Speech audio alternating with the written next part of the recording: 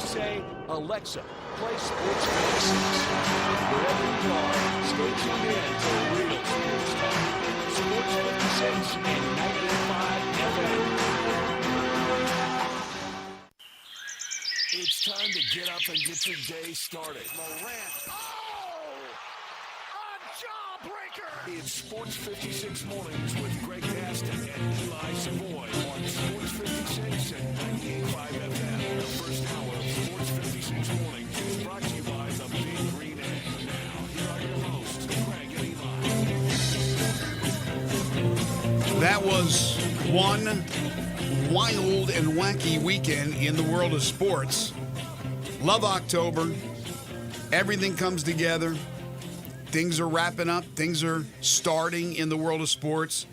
And boy, we had a smorgasbord of excitement over the weekend. We're here to talk about it. Hope you had a fantastic weekend. We welcome you in to Sports 56 Mornings on this Monday, October 7th, 2024. Where the weather's going to start to get nicer because it was hot and humid yesterday, for goodness sakes. Greg Gaston, the birthday boy, Eli Savoy, of course his birthday was yesterday, and our producer, Elijah Seegers, were gathered once again in the Family Leisure Studios. Family Leisure, where family and fun come together. 2120 Whitten Road, just north of I-40. The world's biggest spa sale continues. It's got to be coming to an end soon, so take advantage of it. If you haven't been over there, great deals.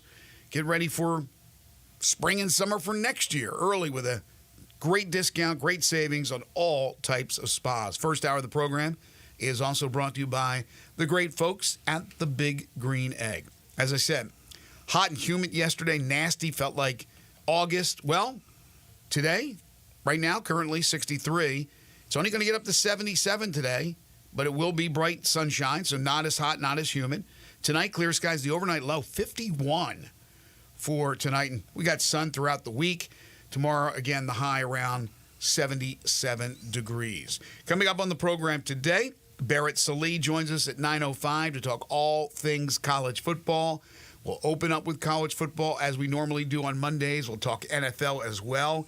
Another crazy NFL week with one more game to go. That's tonight's game on Monday Night Football between the Saints and the Chiefs, which we'll have for you right here on Sports 56 and 98.5 FM, beginning with the pregame at 7 o'clock. The Grizzlies begin preseason games tonight as they had their open practice yesterday, camp last week. The NBA is already underway as far as preseason games are concerned, so lots to talk about as far as that's concerned. The Memphis basketball teams, both the men and the women, had the Blue-Gray Showcase on Friday. We'll talk about that. And the Major League Baseball playoffs rolling right along with the divisional series matchups. And again, some wackiness as far as that is concerned. We'll take your calls, your texts on the Sports 56 listener lines at 901-360-8255. It was a triumphant Sunday for a local NASCAR driver. We'll get to that a little bit later on in the show. Just all kinds of stuff. Great weekend in sports. Kick back, relax, and enjoy as we got 3 hours of scintillating sports talk coming your way. Good morning. How was your birthday? It was fantastic. Great weekend. So, yeah, all good. All good in the world. Do you officially feel like an old fart now that you're 50? 50 years old. I have felt old for a long time, so really, it's just a number at this point. Change. Nah. No change. Still feels the same. Elijah, how was your weekend, my friend? Hopefully you had a nice one as you're back for week number 2. Mic on. Put your mic on. We can't hear you. We can't hear you. Nah, we don't have you. We can't hear you. That's all right. We'll get you. We'll get you. No. I don't know what's going on. No. So it was a quiet weekend. That's what we're saying. It was a quiet weekend with Elijah. So it was not a quiet weekend in sports. I mean, it was fantastic. From Friday all the way through late last night, and I mean late last night as your Cowboys beat the Steelers on a Sunday night game that was delayed because of nasty weather in the Pittsburgh area. I'm not sure what time that game ended. I wasn't around for it. I'm sure you were to watch your team. What time that game end? I did not make it to the You didn't make it? No. With your Cowboys? No. Wow. The game started, about an hour and a half late? Yeah, it kicked off, yeah, right, 8:45 or so, I think it was. Something like that. Somewhere in that area, 8:30, 8:45, I think was the kickoff. And weather could be a factor this week when it comes to the Memphis Tigers football team. As the Tigers, coming off the bye week, are scheduled to play Friday night in Tampa against South Florida. But Hurricane Milton is swirling around in the Gulf of Mexico. It's getting stronger by the moment. Right now, and this is certainly subject to change, the thought is maybe Tampa, a direct hit, maybe Fort Myers, probably Wednesday. Right now, there has been no change as far as the Memphis scheduling is concerned. We are still expected to leave on Thursday, the game on Friday. Ryan Silverfield will meet with the media today, his weekly scheduled press conference. I'm not sure if they'll have any more information other than right now it's all systems go. They're practicing. The weather, of course, is great here in Memphis. But I don't know. I mean, it's going to be interesting how that works with if there's massive flooding. I don't see that game being played right now. Could they move it to Saturday? Sure. Could they reschedule later in the year? That's a little bit tougher. Or they could move the game to a different location. Or just everything will go off without a hitch on Friday. I mean, we're hoping for the best. The most important thing is for those people on the west coast of Florida who just went through Helene and now are dealing with this other hurricane. So that's where our thoughts are. The football is secondary to everything. But since that's what we do, and we cover the Tigers, and I specifically cover the Tigers, yeah, I'm concerned with what may happen for both the scheduling of this game, or if they have to reschedule for later in the year and try to shove it into a certain area of the schedule where it would maybe limit the amount of games or limit the amount of practice days for another opponent. For example, Tulane on Thanksgiving evening in New Orleans, would you play the weekend before? I don't know. I don't have the schedule in front of me. It's right now just up in the air. But again, as of now, as of 7:07 a.m., all systems are go for Friday. Yeah, I mean, those poor people down there in South Florida, my gosh, I can't imagine. You're trying to pick up the pieces from the last one, and here comes another one now. It's been a crazy hurricane season, and yeah, we'll see how this all plays out. But certainly, man, those people down there, that has got to be unbelievably rough. Yeah, my sister and my brother-in-law live in Orlando, and this one's a weird one because this one isn't going north up the Gulf and will hit and then continue up north in the Georgia, Carolinas, which just got ravaged by the last one.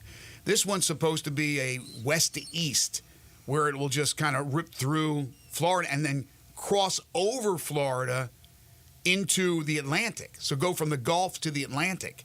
Kind of strange. I don't know. Maybe this is more common than I think, but usually a hurricane hits and goes north. But this is, again, a strange, as you said, hurricane season. It's been a devastating hurricane season, and we'll see what happens. Thoughts and prayers to everybody here with this one. And again, we'll let you know when we get more information on whether or not things will change, because there will be Tigers fans that will be headed to Tampa. There were a ton of fans for the Memphis game against Florida State. I know for a fact there are a lot of Floridians, former Memphians, or some are just based in Florida the whole time and are fans of the University of Memphis because they went to school, their alums, or their kids went there. There was a massive showing for that Florida State game, so I'd imagine it'd be a good crowd for Tampa for most people, and then those who would come from Memphis. So your travel plans right now, a little bit sketchy. That's the problem, too, for people who are flying down there, is airports. Will the airports close? You would imagine they would for at least a time. If you're driving down there, obviously you're dealing with a whole other set of problems. So I don't know. But we'll keep you posted. Tigers installed as an early 5.5-point favorite. I was a little surprised with that. But again, I guess after South Florida, who's also coming off a bye week, got beaten down the way they did against Tulane, and Navy's playing so well that maybe they give a little more credit to that Navy win than they first did. And they go, okay, Memphis is good. He just ran into a team that's playing well beyond what the expectations were, and maybe South Florida's not as good. But again, South Florida at home, 5.5-point dog to the Tigers. All right. What a weekend. What a college football Saturday. We begin with one of the biggest upsets you will ever see. Down the road in Nash Vegas, with renovations still going on at the Commodore Stadium, a massive throng of Alabama fans who were there and always are. So Mr. Diego Pavia, the former New Mexico State quarterback, lead Vanderbilt to a shocking 40-35 win over the then number one team in the country, Alabama, coming off their win the previous week over Georgia. Go figure, because I can't figure out football, whether it's college or the NFL. Yeah, I mean, this is, it's probably, it's one of the all-timers. It's with the idea that you've just seen Alabama beat Georgia the week before. But this is, when you're talking about, 18, 19, 20, 21-year-old, like, there is, when people talk about trap games, they talk about letdowns, all these things. Like, it's real stuff. Like, you can see it. I mean, Alabama beats Georgia, puts everything into the game. The next week, you got Vanderbilt, and you think you're Alabama. Cakewalk. You just walk out on the field, you're going to win the game. Like, there's nothing to it. And Diego Pavia, what he did, he knows how to pull off upsets. He is Mr. Upset at quarterback. Like, it's crazy. And for Vanderbilt to put up 40 points on Alabama, like nobody in the world could have possibly seen coming. You thought, like, at the end there, okay, that last drive, Alabama will figure out a way to get a stop, get the ball back. They'll go win the game and escape with this. But that's what I thought. They just kept getting first down. Like, he just kept making plays, and Alabama couldn't get the stop in that situation. The scene with the goalposts and taking those down Broadway and throwing them in the river. I mean, I feel happy for Vanderbilt fans. Like, the scene was absolutely unbelievable to watch that. But there's nobody in the world that could possibly have ever predicted the combination of beating Georgia one week and losing to Vanderbilt the next. Remember when Clark Lee said, we're building the best program in the country? That's what he said. We're going to have the best program in the country. I'm like, what are you, crazy? Not that they will, but for at least one Saturday, they look like the best program in the country. I mean, this is crazy. Pavia, 16 of 20, 252, 2 touchdowns, 20 carries on 56 yards. The RPO was working seemingly every time they ran it with him. Of course, he comes from New Mexico State with Jerry Kill, who's part of Clark Lee's staff, who is a proven, in my opinion, winner as a coach in college football. Everything that he has gone through, Jerry Kill has really been a shot in the arm for Clark Lee. Again, this is nuts. I saw, who's the guy from Barstool? Dave Portnoy. So Portnoy tweets out a 6-leg parlay. And he goes, I know things happen, but I don't know how this can lose. And he basically took 6 favorites, like big-time, like Ohio State, and 6 programs that you would think, okay, that looks like a winner. He bets a lot of money, so you get a good return.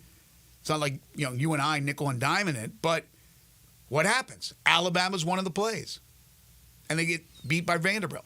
That's why it's so impossible to to gamble, especially if you're gambling parlays. But I saw that and I go, one of those teams is going to lose.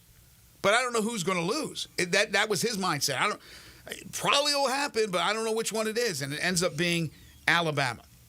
So they weren't number one for long. We'll get to the polls in a few moments. But Alabama loses. And Diego Pavia, by the way, having played quarterback at New Mexico State and Vanderbilt, now has wins at Auburn and over Alabama. He owns the state of Alabama. I mean, that is... Tell you, the dude is an upset machine. Look, I know these two quarterbacks aren't NFL quarterbacks, and I know they're not the best in college football, but you can make the argument they are. Horvath for Navy and Pavia for Vanderbilt have been two of the most impressive players, let alone quarterbacks, that I have seen this year in college football. Those two guys, short in stature, big in heart, gamers, tough guys. Man, you want to hitch your wagon to those type of guys. And that's what's going on. I mean, again, Vanderbilt is not going to make it to the playoff. Navy, who knows, maybe they can.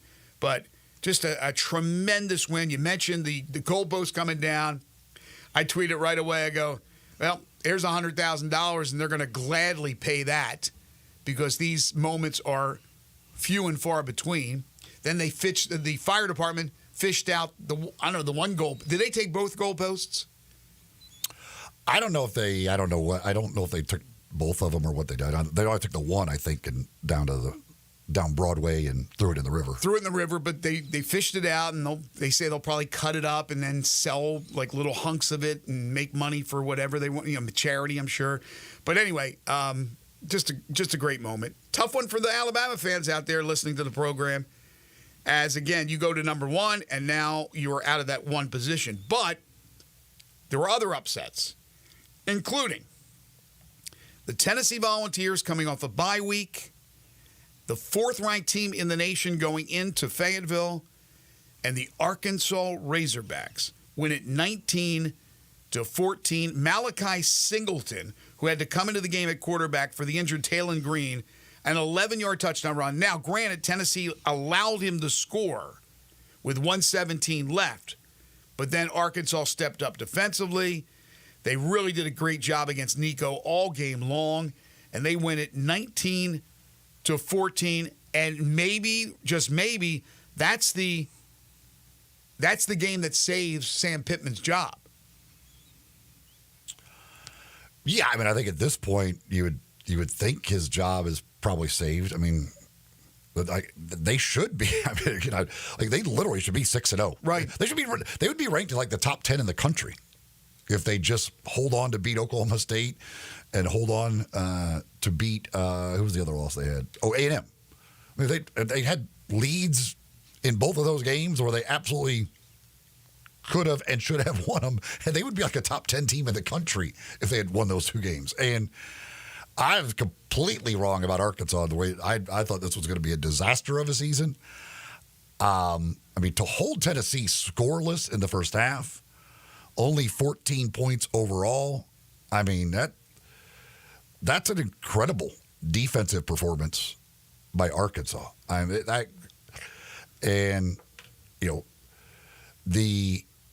when they went down 14-3, thought, okay, well, that was fun and all for Arkansas, but I don't know that they've got this in them because Tennessee's got a really good defense as well. But they find a way. They make the plays. Green made some, and then Singleton comes in relief of him. And really, the idea of winning that game 19-14, that one's unbelievable to me. To hold Tennessee for them to hold Tennessee to 14 points. 2 weeks prior, Tennessee went to Norman and won. Only scored 25 points, but that's the Oklahoma defense. So I didn't think that was an issue. Then you had a bye week, and you come into Arkansas. And again, Arkansas playing above their heads, no question about it. We've both been wrong, and a lot of other people, about the Razorbacks. But like you said, to score 14, when they grab the 14-3 lead, they're going to run away with this thing, right? No, it was not the case. And that's pure wanting it. I mean, Arkansas wanted that game more than Tennessee wanted that game. And now, of course, all the bedbugs come out from hiding for the criticism of Josh Heupel and Tennessee. Here come all the haters. Well, yeah, I mean, again, it was the Oklahoma game again, yeah, because it was Oklahoma. You're like, okay, that's 25 points, like that's, but now with this performance, and so you look at these last two, you start thinking, okay, was all the performances at the beginning of the year, was that just because of who you were playing? They do have the defense now. It appears that their defense is good, and you just assume their offense is going to be good. But once you've gotten into SEC play, you've scored 25 and 14 in your two SEC games. And so, yeah, there's going to be some questions. I mean, Nico, obviously, like the last play of the game, like I don't know what the heck you're doing. You can't run out of bounds. Right. The last play of the game. Throw the ball. I don't care what you do. The only one thing you can't do is just run out of bounds on the final play of the game and the clock expired. Was he worried about a pick on his record? I don't know what he on was his stat line. I have no idea what he was doing. I don't know if he thought maybe he was going to have a second left. I don't know. I don't know what was going through his head. Obviously, he's a freshman. He hasn't played much. He hasn't been in close games that much. But the one thing you can't do in that situation, there's one way to ensure the fact that you will not win the game, and that is if you don't ever actually throw the ball to the end zone and you just run out of bounds with it. Exactly. That is one way of ensuring it. So I'm not sure there. But Tennessee, certainly, I think offensive line-wise, like the receivers probably aren't as good as maybe they had thought they were. Nico, the play he makes right before that is just an incredible play. He is really, really good. I still think he is really, really good.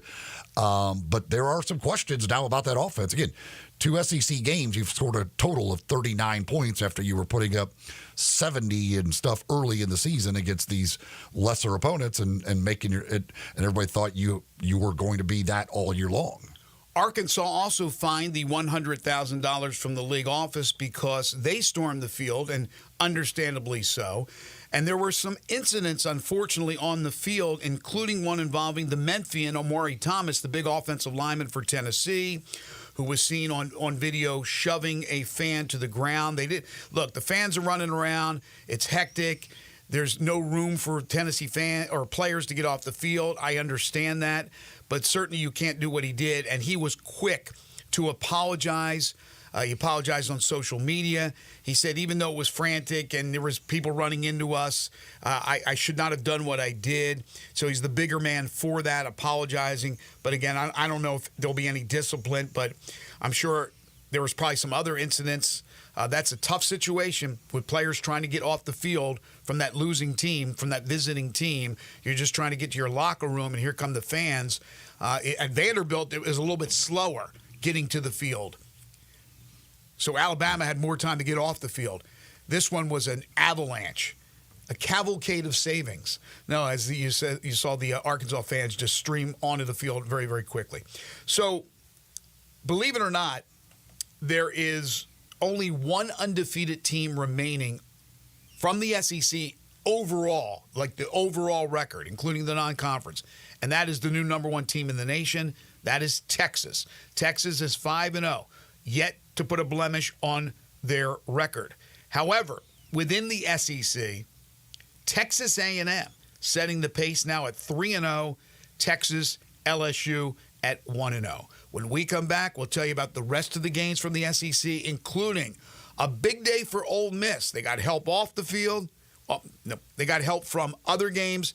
On the field, they were dominant, especially on the defensive side. We'll talk about that. We'll get to the games around the American Conference. We'll take a look at all the national games as well as we continue here on the program. I want to tell you about one of our great sponsors, and that's Town Village Audubon Park. Senior living in today's world, located at 950 Cherry Road, just off Park Avenue. I'm sure you've driven by it many times. In fact, you may have a loved one that actually lives at Town Village Audubon Park. They're offering more options to fit your needs more than ever before. They're dedicated to the long-term satisfaction and the quality of life for their residents.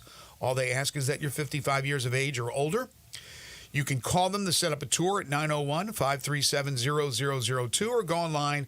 Find out more about them at townvillageaudubonpark.com. Independent living, short-term respite stay, monthly options, great event schedule, activities galore, all the modern amenities you want for your loved one. Their services include apartments that include a full kitchen, washer and dryer, all-inclusive resort-style dining with multiple venues, bi-weekly housekeeping, outpatient therapy, much, much more. And then community amenities include a social area that features a fitness center, a home theater, indoor pool, whirlpool, bistro, 24-hour pantry, just to name a few of the things that they offer. 5 landscape courtyards, resident gardening areas, dog park, and gated parking. It's Town Village Audubon Park, 950 Cherry Road, just off Park Avenue. Check them out today. Give them a call at 901-537-0002. They'll answer any question you have. And again, you can set up a tour there or go online to townvillageaudubonpark.com. You're tuned in to Sports 56 Mornings with Greg and Eli on Real Sports Talk, Sports 56 and 98.5 FM. Join the voice of the Tigers, Dave Woloshin, for Wolo and Friends. Weekday mornings from 10 to 11 here on Sports 56 and 98.5 FM. When you think about insurance and you want great value without sacrificing great service, I want you to think one place: the Eflin Insurance and the entire Eflin Insurance team. Matt and his group of professionals will access 10 leading companies to find the right home and auto program that fits your budget and your absolute needs. The Eflin Insurance Team, the number 386-GER, 386-4777.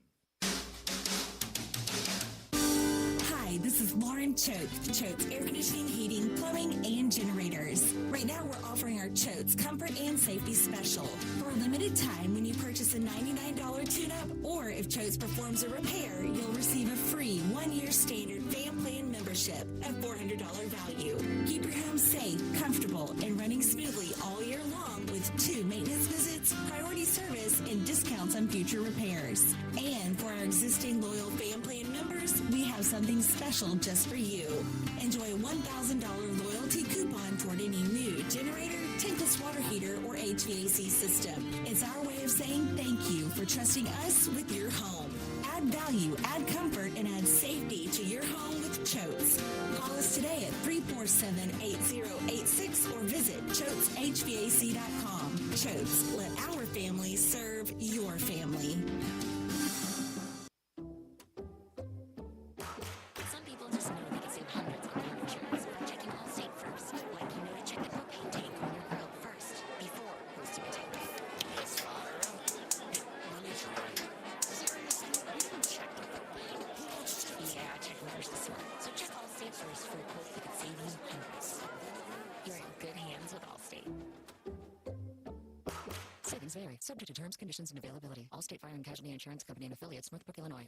Jenkins Floors and More invite you to their retail warehouse where they pass wholesale savings on to you. Jenkins Floors in Little Rock, Cleveland, Mississippi, and now open in Horn Lake at 2356 West Goodman Road. Specializing in flooring and carpeting, tile, plantation shutters, and blinds, Jenkins makes your life easy with a 2-week turnaround. Contractors, builders, or family projects, call 662-469-9350 for a free estimate. Owners Timmy and Rebecca Jenkins say hello to Sports 56 fans and look forward to your business.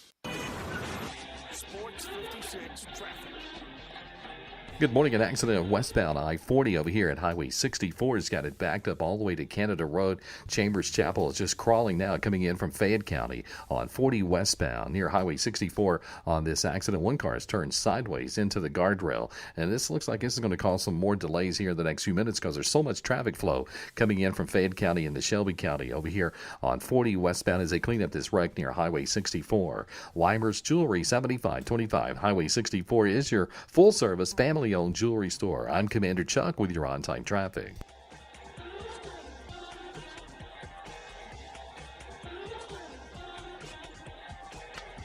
Now back to Sports 56 Mornings on Sports 56 and 95 FM. This hour brought to you by Welcome back, everyone. 7:30 the time, hour 1 here on Sports 56 Mornings. The only game that featured two ranked teams was Missouri and Texas A&M. Missouri number 9, A&M number 25 in their matchup on Saturday in College Station.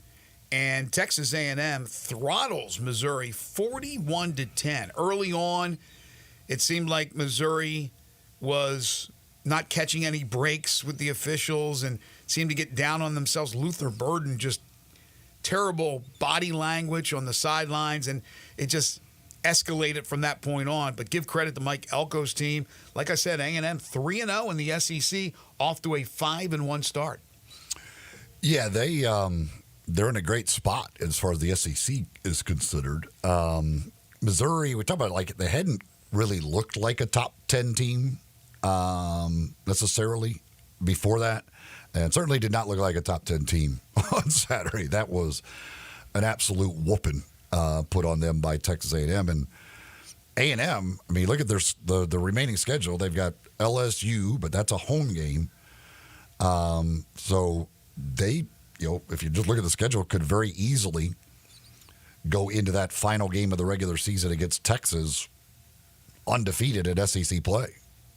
Le'Veon Moss was great, 12 carries, 138 yards, 3 touchdowns. Wigman came back, and he looked good. Yeah, he outplayed Brady Cook. He looked good again. I mean, that was for that offense to put up 41. That's a little surprising. That offense isn't that good. I don't know how much you watched the game. First series, Missouri has the ball. They're driving, and there is a play that they call a PI, and they end up picking up the flag. And it was such an obvious pass interference. And it seemed like from that point on, it bothered Missouri, and it affected the way they play. I don't know. It was a bad performance. But I'm with you. I don't know if Missouri is as strong as what we thought. Coming into the season, the lethal combo, Cook to Burden, but they did lose some other players.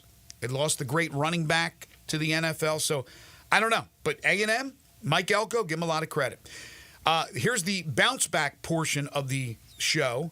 Ole Miss, Georgia. Both those teams bouncing back, I guess, as expected. Although South Carolina, having blistered Kentucky earlier in the year, playing at home, I thought they would make it tough on Ole Miss. But Ole Miss stymied South Carolina's offense with an incredible defensive performance. Jackson Dart, ho-hum 14 of 27, 285. And Trey Harris got banged up a bit. Henry Parrish ran the ball well, 81 yards and a touchdown. But really, it wasn't this incredibly explosive Ole Miss offense. It was the Ole Miss defense that dominated this one. Yeah, not surprised to see them bounce back. But I think probably still a little disappointing on the offensive side after Kentucky was able to hold them the way they did to not be able to come out and kind of really get it going offensively. And again, they didn't have to because the defense played so well. But I'm sure there's still some questions in Lane Kiffin's mind about, okay, what do we got to do to get the offense rolling again against the better competition? When you go to LSU this week, they're going to probably need their offense going again. Yeah, I don't think there's any doubt about it. And that's why I talked about Ole Miss going into this 2-week stretch, that it's an extremely important stretch. Well, we saw the defense step up and dominate. Walter Nolan leading the way. And now you need to see the offense, because if you don't have the offense clicking against LSU, you'll lose that game. So obviously a very important game in the Bayou this weekend. But Ole Miss took care of business on Saturday, as did Georgia. Playing Auburn, that's the South's oldest rivalry, 31-13. Carson Beck, more like himself, 23 of 29, 240, and 2 touchdowns. The Auburn quarterbacks did not throw picks in this game. They just didn't do enough. Baby steps. Learning to not throw to the other team, that's a good start. Again, you're playing Georgia. That's probably going to be pretty tough, even if you don't throw interceptions. So, but hey, if they can do that the rest of the way, maybe they can actually win a game here and there. Who is the worst team in the SEC? Is it Mississippi State? Is it Auburn? It's not Vanderbilt, obviously. Mississippi State's pretty bad. It's got to be Mississippi State, right? Auburn's pretty bad. But yeah, if I would say that Mississippi State is right now. I would say they're the worst team. Nobody else is bad. Arkansas is not bad. Vanderbilt is not bad. No, I mean, yeah. Florida is now starting to play better. I'm going to get to them here in just a second. So really, they're very limited on how many teams are just flat out bad. Mississippi State, you got to give it time for Jeff Levy to get his guys in and get his system in. So I understand Mississippi State. And then with Hugh Freeze, they got the number 1 recruiting class going, and I think they'll be better. So it's only going to get tougher, I think, in the SEC. Mentioned Florida. They needed a win. They beat UCF 24-13. Good win, good solid win. It was in the swamp, I understand. They used both the quarterbacks again. Graham Mertz was good, 19 of 23, 179 and a touchdown. They were more physical than UCF. They ran the ball pretty well. Good win for Florida. Yeah, any win is a good win for Billy Napier. That's for sure. He needs all of them that he can get. Obviously, you look ahead and knowing they've got Florida State on their schedule, that's always an important win to get, and that looks hell of a lot easier than anybody would have possibly imagined whenever they get to that game.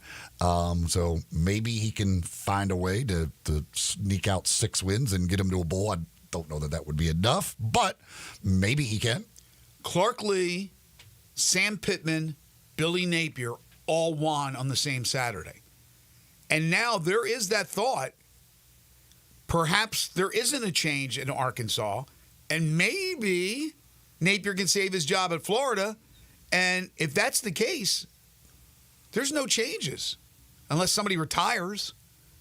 I don't think there's any changes in the SEC. I'm not saying that will happen, but it could, which is a lot different than what we thought a couple of weeks ago. All right, that's the SEC.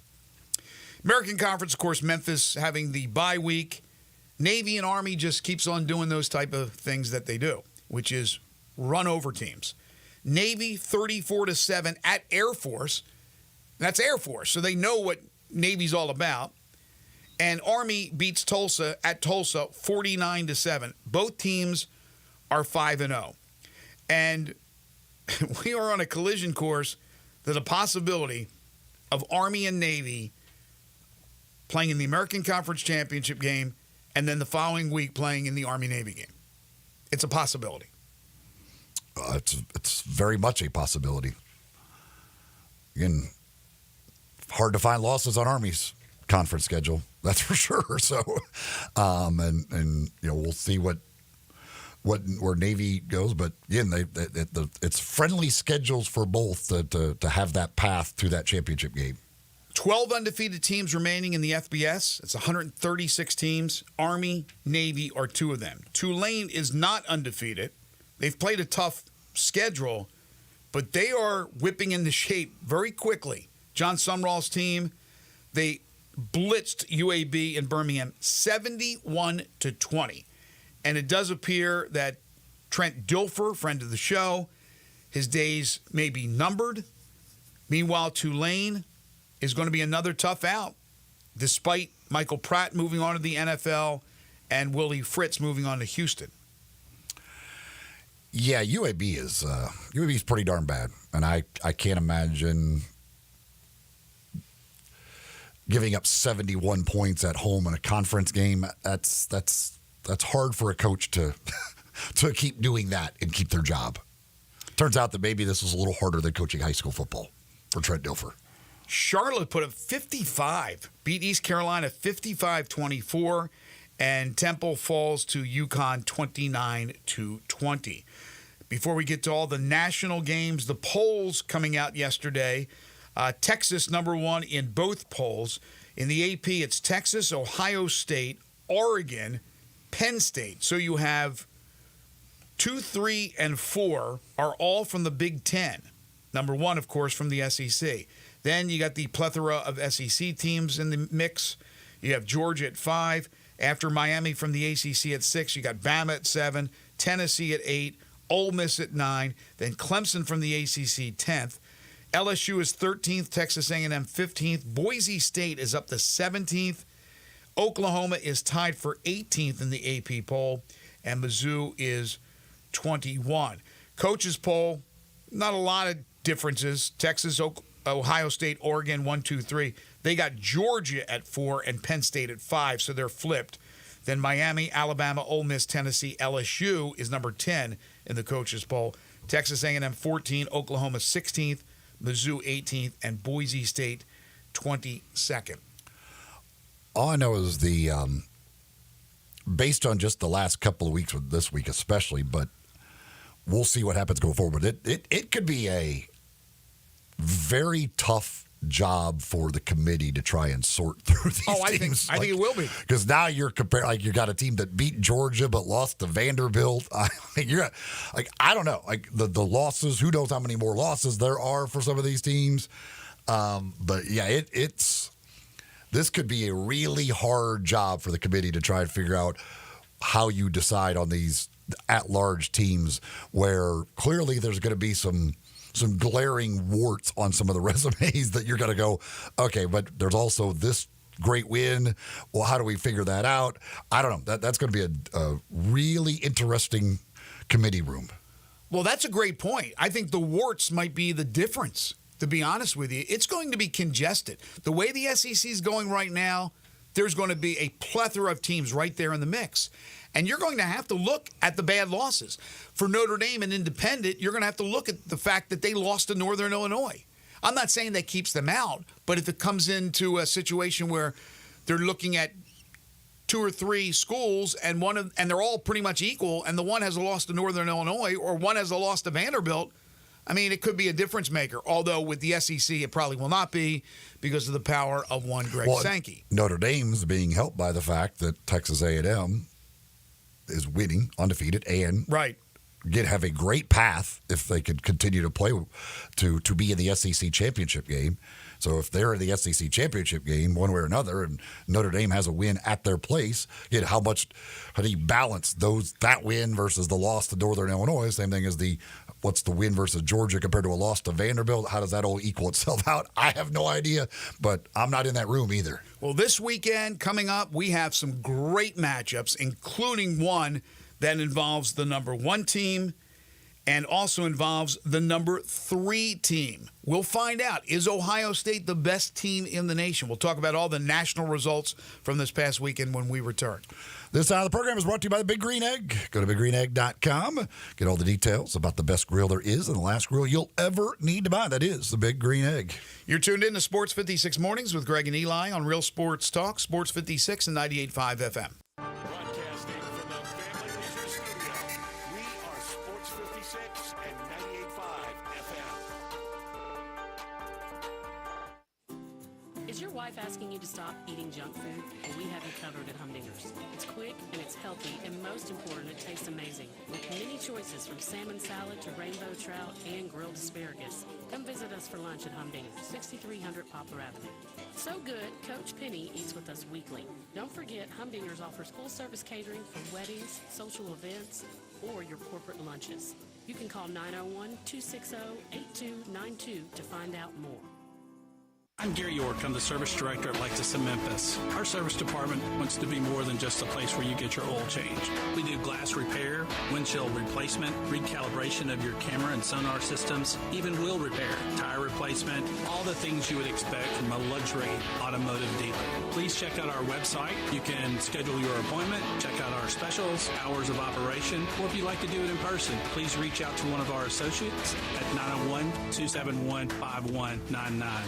Hi, this is Troy Fiveash, owner of Fiveash Roofing. In these uncertain economic times, there are so many things as a contractor and a business owner that I cannot control. The rising cost of materials, not to mention fuel and transportation costs. In the last 2 years, shingle prices have almost doubled, and commercial materials have doubled. And I don't have to tell you what fuel costs these days. But you know what I can control? How much markup I put on a project. I have always prided myself in knowing I never gouge a customer. But in an effort to ensure my crews have work and my customers are being treated fairly, I have lowered my profit margin, hoping to give you a price you can live with and keeping my crews busy. So if you need a roof or gutters, please give us a call. Five Ash Roofing, fair, honest, and ethical. Five Ash Roofing, a proud sponsor of Tiger Athletics and a member of the Tigers home team. 367-0050 or MemphisRoofer.com. 367-0050 or MemphisRoofer.com.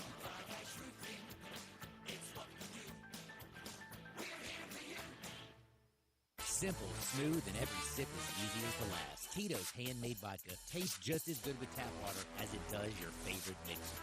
Back in the day, Tito distilled, hand-bottled, taste-tested, sent out to a few friends, then taste-tested again to give you the finest juice around. No frills, no flavors, no fancy labels, just the good stuff, just Tito's. For recipes, videos, and more, visit Tito'sVodka.com. Distilled and bottled in Austin, Texas. 40% alcohol by volume, namely 80 proof, crafted to be savored responsibly.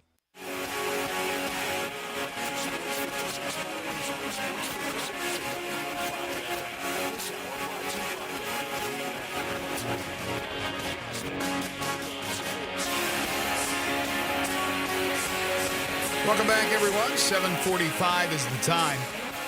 As I said, we only had one matchup of ranked teams this past weekend, although we had surprise after surprise after surprise, made it a great Saturday. This weekend we'll have a number of matchups of ranked teams: LSU, Ole Miss, Oregon, Ohio State, the big one, because Ohio State, as we just talked about, now number 2, and Oregon number 3. I think I said 1 earlier, but they're number 2, and Oregon is number 3. Oregon, who won those early games, didn't look real impressive in doing so, but now they seem to have been playing a lot better here recently.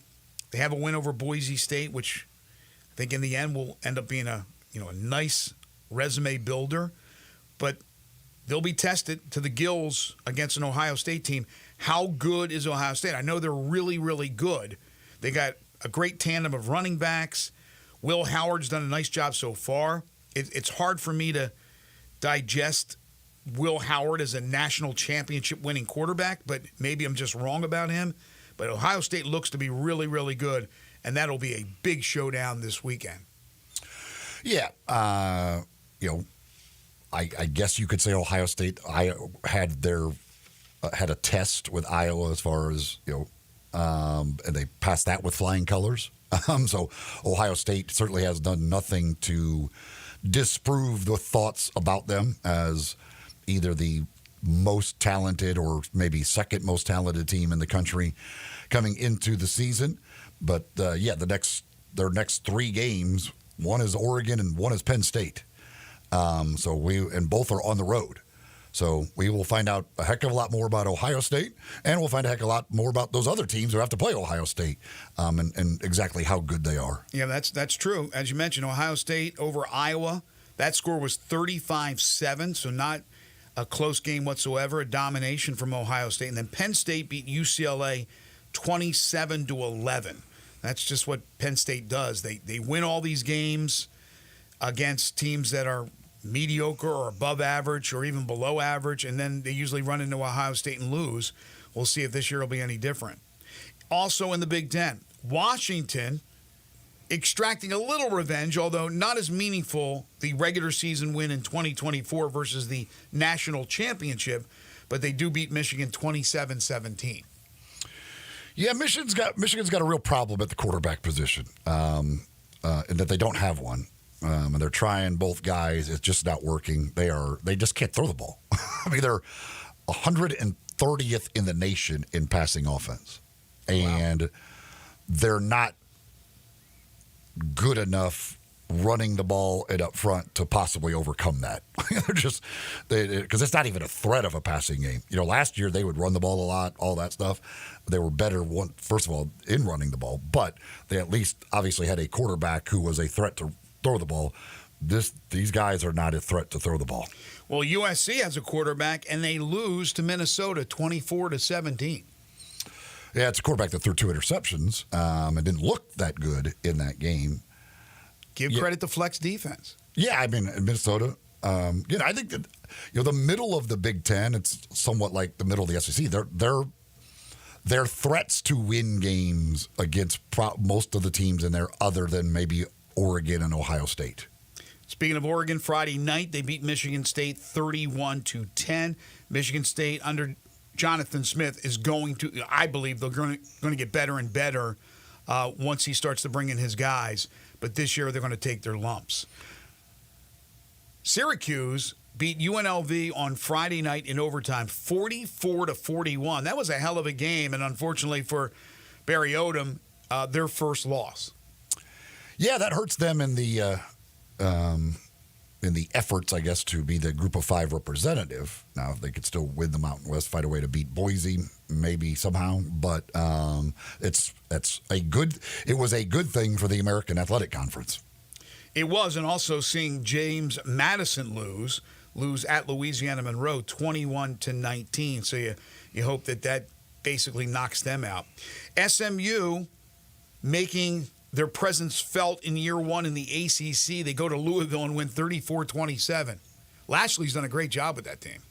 Yeah, big time win for them. Louisville, we didn't know for sure what they were. That they took the loss to Notre Dame. Now this loss at home, and it's Louisville is not doesn't look that good. There were some people that thought they could be kind of that sleeper team to maybe win the ACC. Well, that doesn't look like it's going to happen. Well, there appears to be a sleeper team in the Big Ten. They happen to be from Bloomington, Indiana. The Indiana Hoosiers, who would have thunk it, 6-0. They've already qualified for a bowl game. 41-24 win at Northwestern.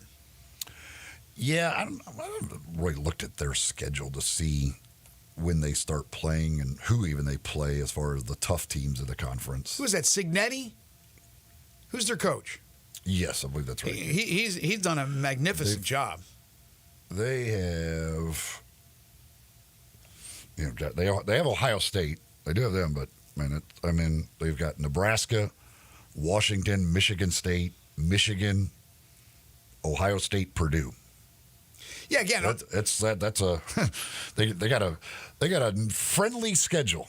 Yeah, normally you would see Washington, Michigan State, and you'd go, "Oh my God, who put together that murderer's row schedule?" It's different this year. Now Ohio State is running into a powerhouse, but those other schools, again, Washington just beat Michigan, but they've lost a lot from last year's team that went to the national championship. Obviously, Michigan's lost a lot. Quarterback issues. Michigan State is in transition. These are not the powers that they normally are. Elsewhere, Clemson over poor Florida State, 29-13. Brock Glenn, the Lausanne product, got the start for Florida State. Pretty good game, 23 of 41, 228 yards, 2 touchdowns, and a pick. But Florida State falls to 1-5. They just can't score. They're one of the worst offensive teams in America. I mean, it is offensively, they just can't get really anything going.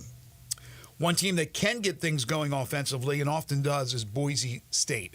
62-30 over Utah State. Ashton Genty, 13 carries, 186 yards, 3 touchdowns. I was looking at the box score, keeping up with that game, and it seemed like Genty got all his yards in the first half. Did he play much in the second half? I thought he was going to end up having like 400 yards in that game. He's a threat to get 400 yards in every game. I mean, he's over the 1,000-yard mark. They've played 5 games.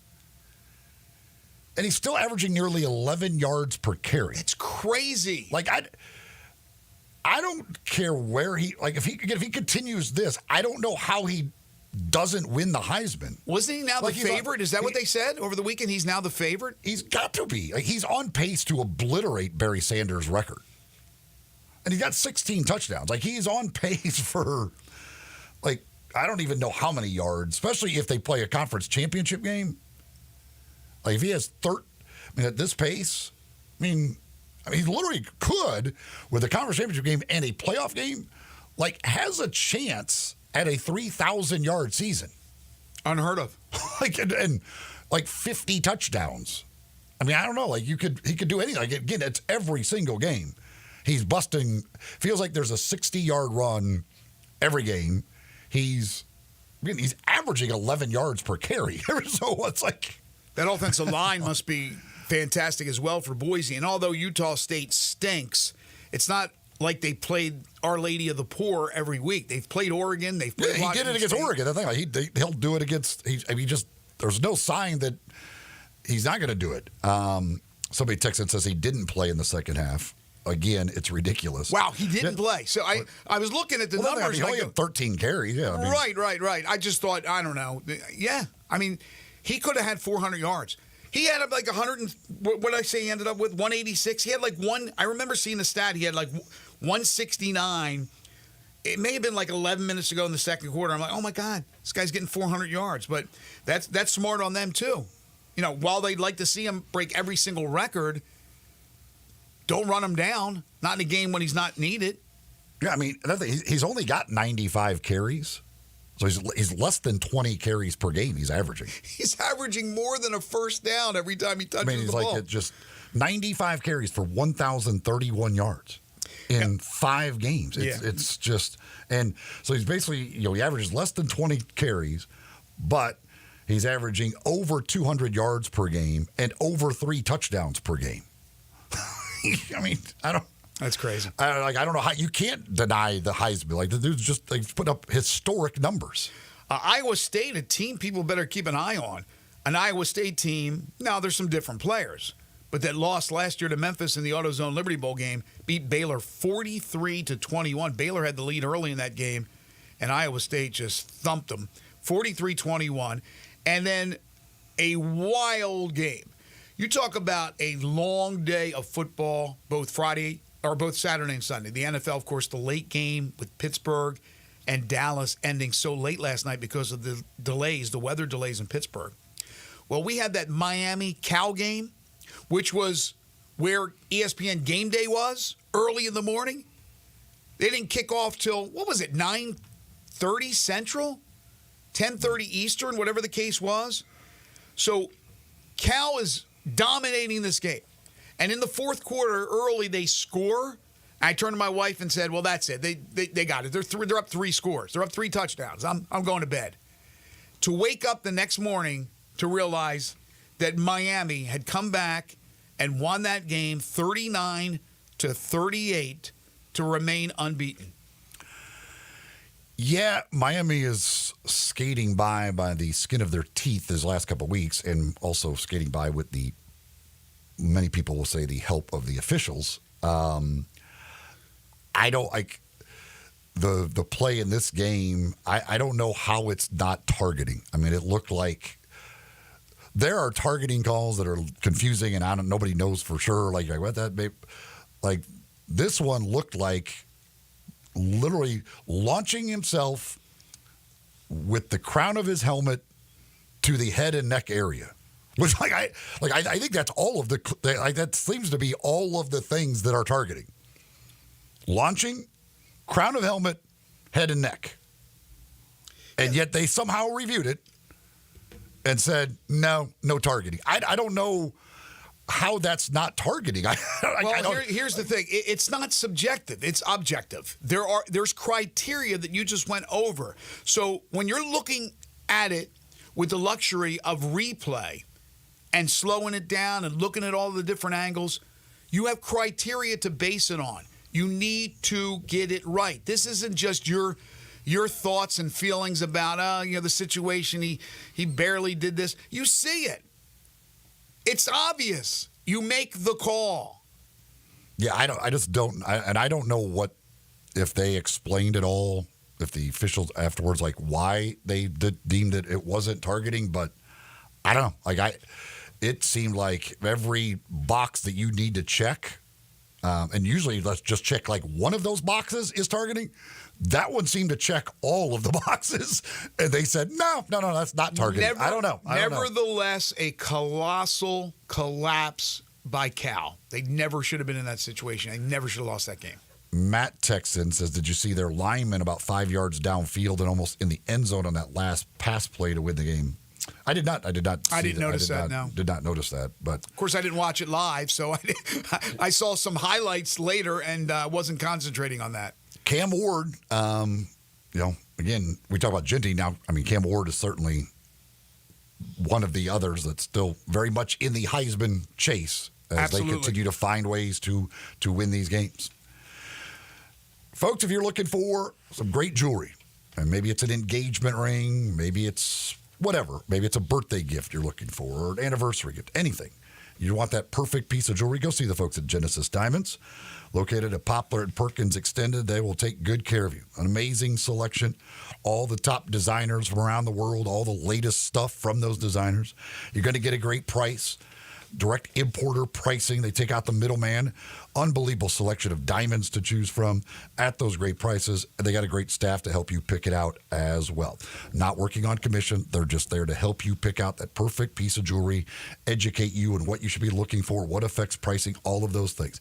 Again, Genesis Diamonds, Poplar and Perkins Extended for great selection, great prices, great help with their staff. That's what you'll find at Genesis Diamonds. We'll get back to college football talk in hour 3 when Barrett Salih joins us at 9:05, and then we'll dive into the NFL in our final half hour. But when we come back, hour 2, we're going to be busy talking a lot of basketball. The Grizzlies on the court tonight. This is Sports 56 Mornings with Greg and Eli on Real Sports Talk, Sports 56 and 98.5 FM.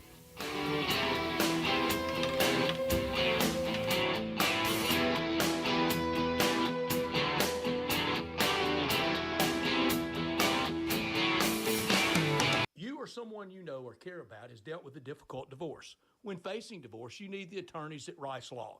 Nick and Larry Rice lead the firm with 3 generations and 7 decades of experience. Located in Memphis, serving the entire state of Tennessee and North Mississippi. Rice Law is who you need to call. Simple or difficult divorce, they know how to handle it. Call Rice Law at 901-526-6701, or for more information, visit them at aboutdivorce.com. That's aboutdivorce.com. Family Leisure is having the world's biggest spa set. It's happening right now. You can save thousands on in-stock hot tubs that are ready to be delivered. Family Leisure has spas that start at just $28.99. You know those cold plunges? You can get one for yourself starting at $39.99. Or how about swim spas? They start at $17,499. Plus, Family Leisure has set up special financing just for this event. Have you been sitting on the fence about an above-ground pool? Get off that fence and get to Family Leisure to take advantage of huge discounts on all their in-stock above-ground pools. And if you need some patio furniture, it's all priced to move out now. It's not too late to have some summer fun, courtesy of Family Leisure. But you better hurry up. The world's biggest spa set might go on forever. Family Leisure. Witten Road at I-40. Family and fun come together. At Progressive, we know there's a lot of things you can track. Steps, calories, heart rate, your pet steps, screen time, the whereabouts of your favorite celebrity, how long you slept, how long you didn't sleep, how long you thought about sleeping, how long you thought about sleeping. But none of these things could save you money, unlike Snapshot from Progressive, which customizes your rate based on how and how much you drive. It's much better for your bottom line than tracking your Cocker Spaniel's resting heart rate. So download the Progressive app today. Progressive Casualty Insurance Company and affiliates. Snapshot not available in California or from all agents. Surcharge possible for unsafe driving.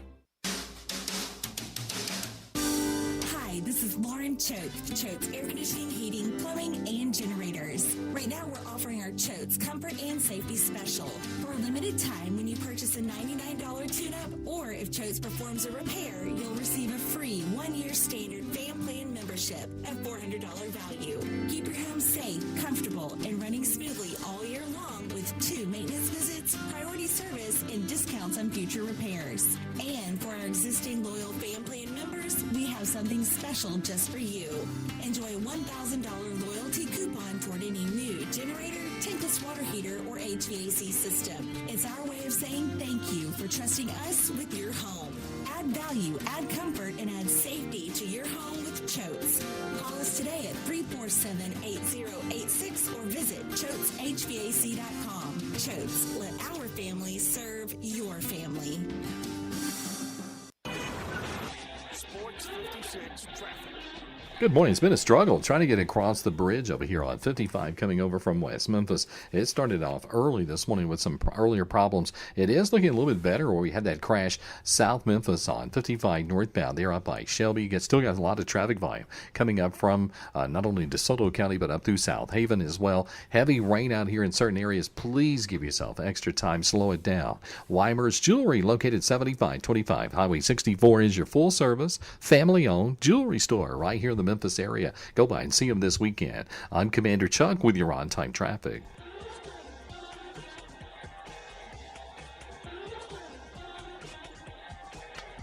Broadcasting from the Family Leisure Studios, we are Sports 56, WHBQ Memphis, and W253DF Memphis.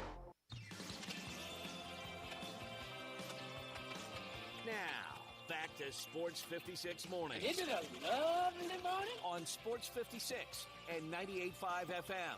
This hour brought to you by James Gaddis Jewelers. Here once again, Greg Gaston and Eli Savoy.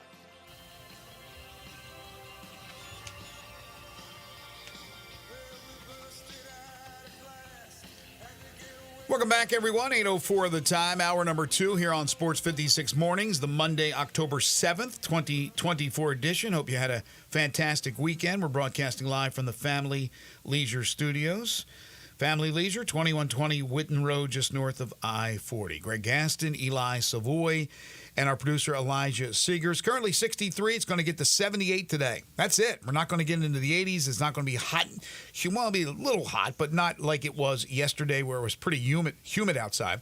Tonight, 51, clear skies. That's your overnight low. And then sunshine for the foreseeable future in the forecast for the metropolitan Memphis area. Hour 2 of the program is brought to you by the great folks at James Gaddis Jewelers, your family's jeweler, 4900 Poplar Avenue between Mendenhall and St. Nick, and on the web at gaddisjewelers.com. They are your bridal engagement and anniversary jeweler headquarters, as they have been in business for over 50 years in Memphis, whether it's a beautiful engagement ring, whether it be a watch of any type, earrings, necklaces, pendants, bracelets. They have it for you at James Gaddis Jewelers. Plus, one-of-a-kind estate and vintage jewelry that you'll only find at James Gaddis Jewelers. Again, that's why it's one of a kind. Check them out at 4900 Poplar. Every Monday and Friday, they bring you the Memphis Sports Fact. Did you know Olive Branch's own Ricky Stenhouse Jr. became the 9th different winner at Talladega in the last 9 races at that super speedway? He took the checkers yesterday at the Yellowwood 500. It's his 4th Cup Series win and his 2nd at Talladega. Congratulations to OB's Ricky Stenhouse Jr. Some texts here to get to. Says he's log cabin listener line at 901-360-8255, 360-8255. Ron texts in. He says, I think Tennessee and Alabama will both lose again. Well, we know one of them loses. One of them's going to lose. Because they play each other.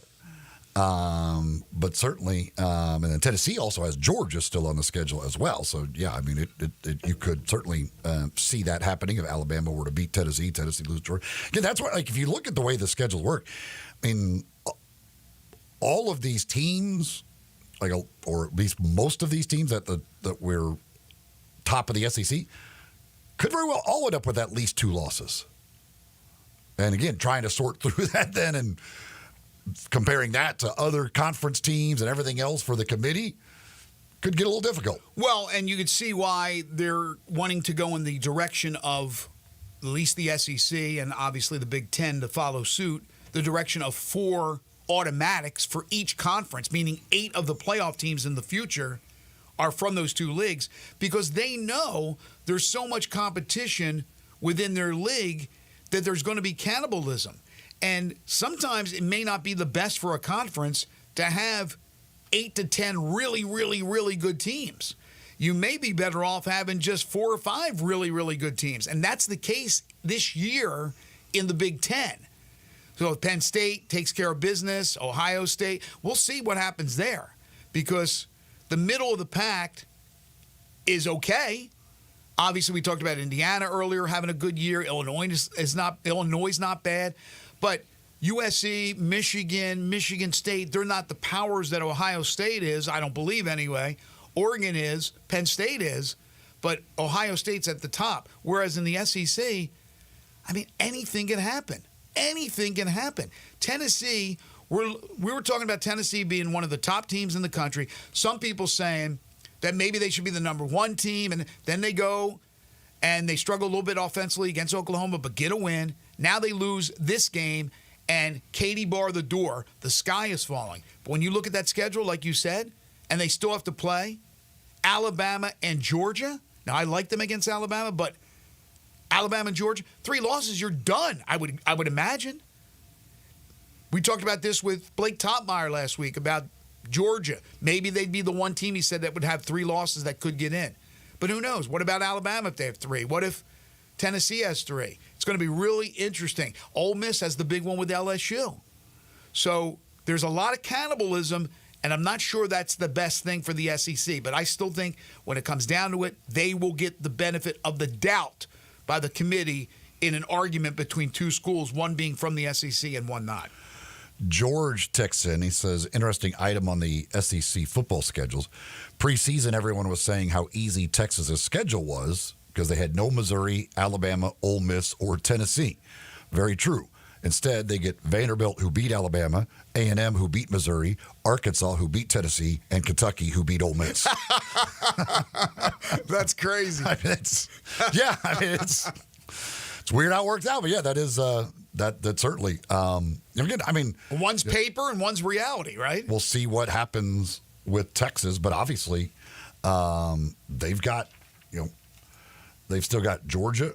You got obviously the Oklahoma game this weekend. Red River which rivalry. You always, who knows what's going to happen in that one year to year. Then you follow that up with Georgia the following week. You still got to make the trip to Texas A&M. Got to make that vaunted trip to Vanderbilt. You don't just walk into Vanderbilt and not walk out with a win. But no, they look, on paper, they look like they've got a great setup. Again, them and A&M both have a great setup, seemingly, to have a chance to get there. Because we know, Georgia will have a lot of pressure to beat Texas, probably because Georgia, if they lose to Texas, well, now that's their second loss and you're down the tiebreaker to them. At some point, these teams, you start getting that second loss. If you're down the tiebreaker, you're asking for an awful lot to happen for you to be able to pass these teams and get there. And again, with A&M not playing A&M not playing any of those others, they only play Texas. You could come up with it could come to a situation where Texas and Texas A&M are playing the final week of the regular season, knowing they're playing the next week already. We just talked about that in the American with the possibility of Army, Navy doing the same thing. Although theirs would be more meaningful. Theirs wouldn't be the cluster that the American is when they have to pick the team and then they play the game. Yes, and don't misunderstand me. The meaningfulness of the Army-Navy game, the impact is certainly warranted. But as far as anything to do with the American Conference, in that traditional Army-Navy game, which comes after the weekend of the conference championships around the country, that is meaningless. Raider Corey says, if Oregon beats Ohio State this weekend, they will be playing in the national championship game. Long way to go. Certainly have an opportunity. Both of those teams are you could see both of those teams. Yeah, Oregon's kind of whipping into shape now after the slow start. They're a capable team. They're a very capable team. They've got obviously speed, strength. Dylan Gabriel is a fantastic quarterback. Proven veteran quarterback. So I was looking at Florida State. It's amazing.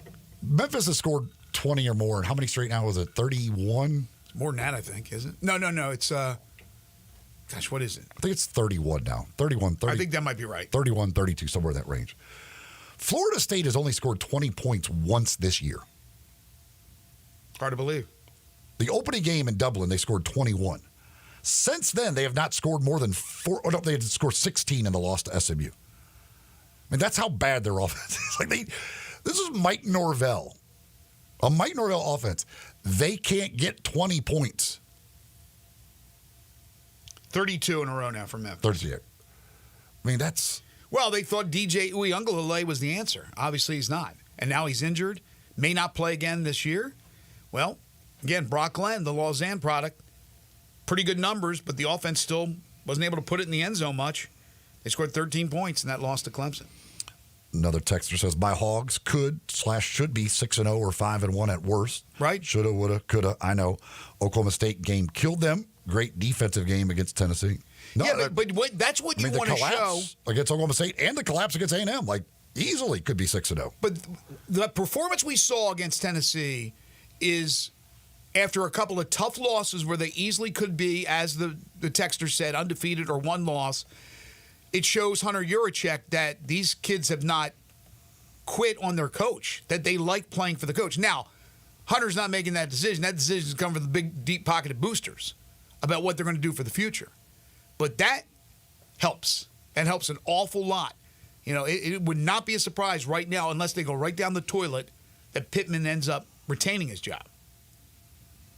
On the defensive side, there's obviously so much attention with Bobby Petrino coming in on the offensive side, all that stuff. But against Oklahoma State, Ollie Gordon couldn't run the ball against them at all. Now you shut down the Tennessee offense and hold them to just 14 points. I mean, that defense is playing extremely well. Do you have Arkansas' schedule in front of you? What do they got coming up? Just curious, the rest of their run this year. They have, after the bye week, they get LSU. They've still got Ole Miss. They've still got Texas. They still got at Missouri. Murderer's Row, still a gauntlet of tough games. All right, as I said, Barrett Salee joins us at 9:05. We'll continue to talk college football. Hit us up with those texts, though, on college football or anything in the world of sports. The Sissy's Log Cabin listener lines are open to you at 901-360-8255. So yesterday, I didn't get a chance to go to the open practice for the Grizzlies, but from everything I saw video-wise, it looked like it was packed. Obviously, they probably had most of the people on the one side, but it looked like there were people on both sides. So anybody who was there, you want to text in and let me know what that atmosphere was like. But it looked pretty good. It sounded loud.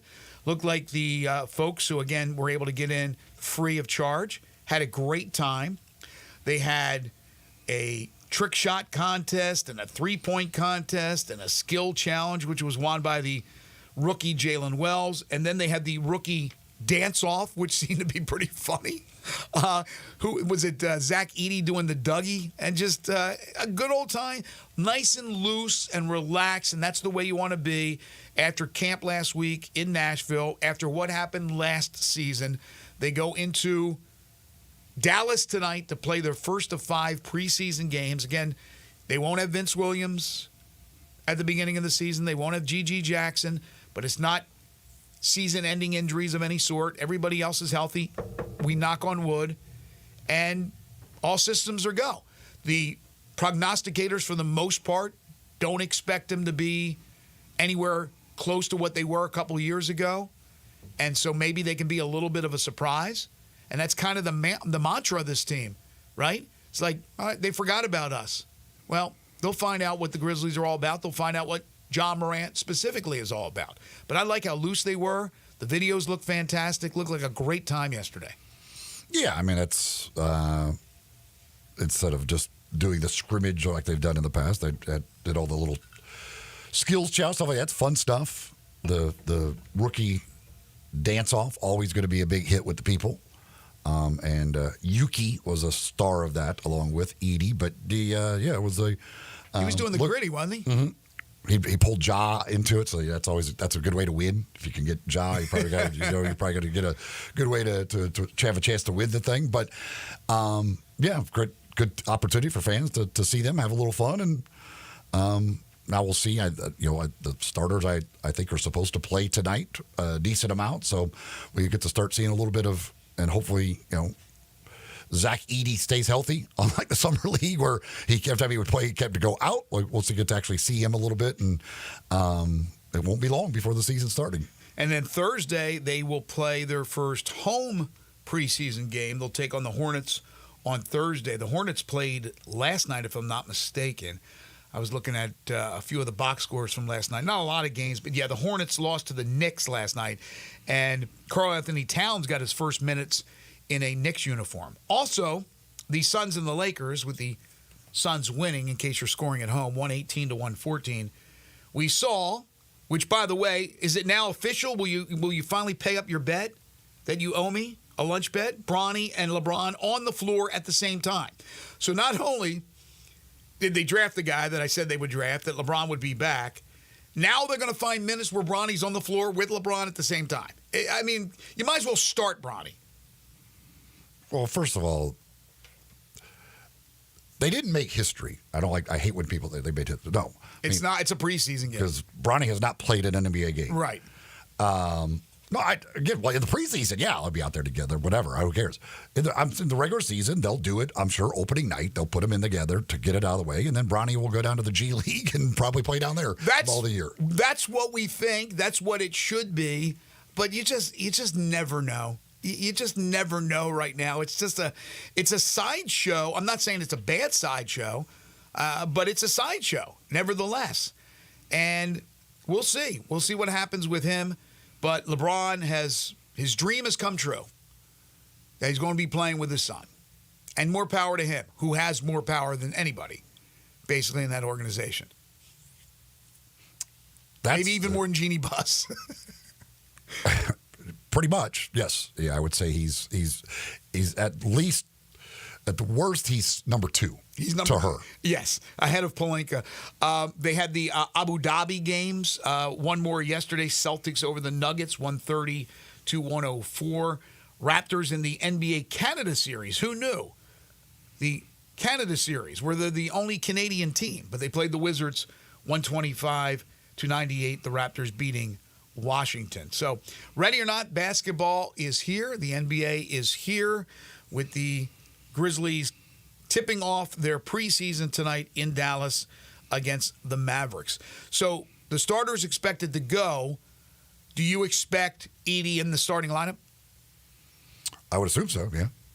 Edey, Smart, Jackson, Morant, Bane. Right? No surprises. Well, Jaren, not Jaren with the injury. Oh, that's right. That's right. They're going to milk that too. So I don't know who will start. That'll be interesting. Who the fifth starter Santi, will be? Probably, I would assume Santi, but they could do a couple of different things there. But yeah, I would certainly think that Edey is in the starting lineup for sure. Folks, it's football season. It's football season soon to be basketball season. Nothing goes better with Game Time Eats than chicken wings. It's a tradition like no other, but not just any wings. The seasoning makes the chicken wing. I think you know that. And nobody does it better than the Crazy Coop at 7199 Stage Road, west of Appling, and opening soon in downtown Memphis. Over 32 mouthwatering secret sauces and counting, like the jalapeno cheddar, the barbecue bacon bourbon. No matter how large your tailgating is, how large your family is, how large your party is, they can cater it for you. Kick off your game day with Crazy Coop Party Packs. Plus, special bulk prices are available as well. Visit crazycoopstage.com to customize your wings and sauces. Whole wings, boneless wings. Try the Crazy Hot Suicide. Parmesan fries, fried dill pickles go great with those wings. And don't forget the carrots and celery sticks. For the full menu, which includes juicy burgers, catfish fillets, chicken nuggets, crazy kid meals, go to crazycoopstage.com. That's crazycoopstage.com. You'd be crazy not to visit the Coop. You're tuned in to Sports 56 Mornings with Greg and Eli on Real Sports Talk, Sports 56, 98.5 FM. Broadcasting from the Family Leisure Studio, we are Sports 56 and 98.5 FM. Guns, and more guns. Over 700 firearms in stock. Home defense guns, old guns, new guns, used guns, big guns, little guns. Every gun you can think of, Classic Arms has them. All brands like Glock, Sig, Colt, Ruger, Smith & Wesson, Browning, Beretta, Benelli, Remington, Winchester, and more. Guaranteed lowest prices in town. Only gun importer in the Mid-South. Free gun inspections and appraisals and free bore sighting for the upcoming deer season. Shop online at ClassicArmsOfMemphis.com or visit Classic Arms at 1740 Germantown Parkway behind Quicky's Barbecue in Cordova. Are you getting the lowest possible rate on your mortgage? At Southern Security, we offer low rates, flexible terms, no PMI, and unbeatable service. Refinance your current mortgage with the Mid-South's best mortgage lender. For more information, visit us online at southernsecurity.org or call our office at 901-452-7900. Southern Security is an equal housing lender. Southern Security is a proud supporter of the University of Memphis Athletics, federally insured by the NCUA. Hello, sports fans out there. Walker Taylor here with the Germantown and Collierville Commissary. We just celebrated our 43rd year in business, and I would like to thank our fantastic customers and especially our loyal staff. Time has flown by. We now have a second location, Poplar and Houston Levy in Collierville. Catering is a specialty of ours. 50 to 5,000, no job too small, no job too big. Full service or self-service. We also have a party room in Collierville that is great for rehearsal dinners, business meetings, you name it, we'd love to have you. Also, our barbecue party party packs start at $8.75 a person. Barbecue, beans, slaw, bun sauce, including serving utensils. Especially great for tailgating with football season coming up. The commissary restaurants also believe in giving back to the community. Possibly you have been approached by somebody selling a barbecue 6-pack coupon for fundraising. Cheerleading groups, church groups, anything to help a worthy cause. Holidays are near. Smoked hams and smoked turkeys will be on the pit before you know it. Come see us at Germantown and Collierville Commissary. Also check us out at commissarybarbecue.com. Wash your house, wash your office building? Impossible! Not called Wilson's Pro Wash. Your house, fence, driveway, warehouse, store, hotel, even cars and trucks can all be squeaky clean and beautiful after pressure washing by Wilson's Pro Wash. Wilson's specializes in cleaning all hard surfaces, concrete, stone, brick, and mortar, even wood and vinyl siding. Then Wilson's can seal their surfaces so they stay looking brand new. Call Wilson's Pro Wash, 1-524-6799, or online at wilsonsprowash.com. Sports 56 traffic. Good morning. Still some volume coming down I-40 westbound. Certain sections there between Canada Road, Chambers Chapel, all the way down to Sycamore View Road. It's trying to load up with a little bit more volume over here on 385 Billmore Parkway as you come inbound, getting on that ramp there to 240. Coming up from the south on 55 northbound up through South Haven. That actually looks pretty good at the moment. Weimer's Jewelry, serving the Memphis area for over 40 years, no matter what the occasion is. Make sure you stop by and see them first. You'll save a lot of money at Weimer's Jewelry on Highway 64. I'm Commander Chuck. You're on time traffic.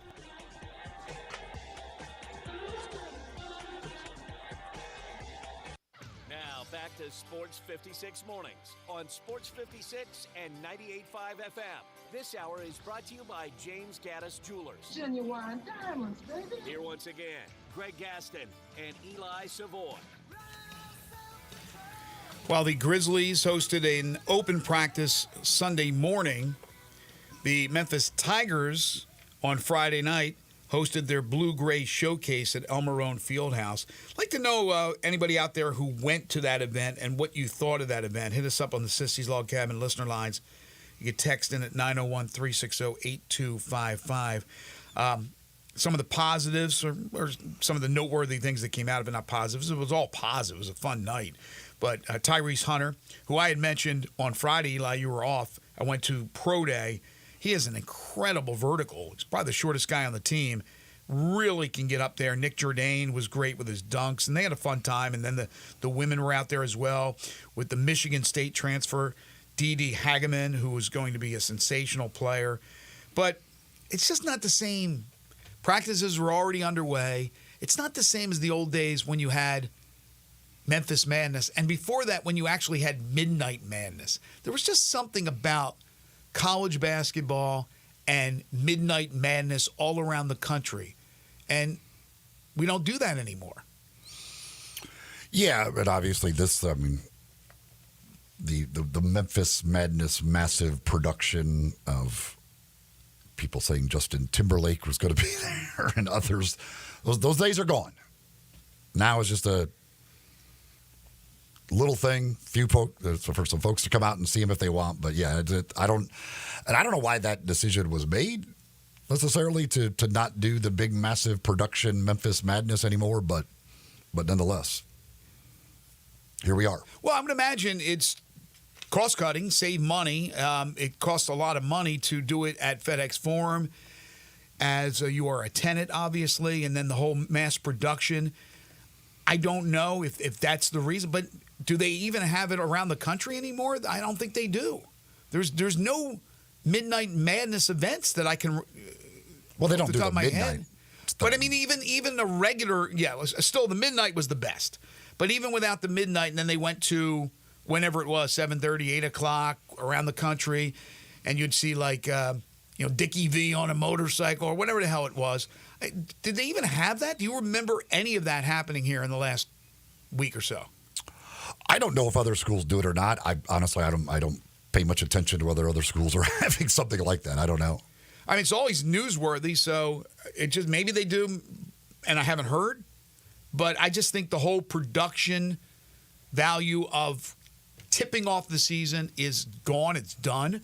Of course, now the move is to these exhibition games rather than just the scrimmage games.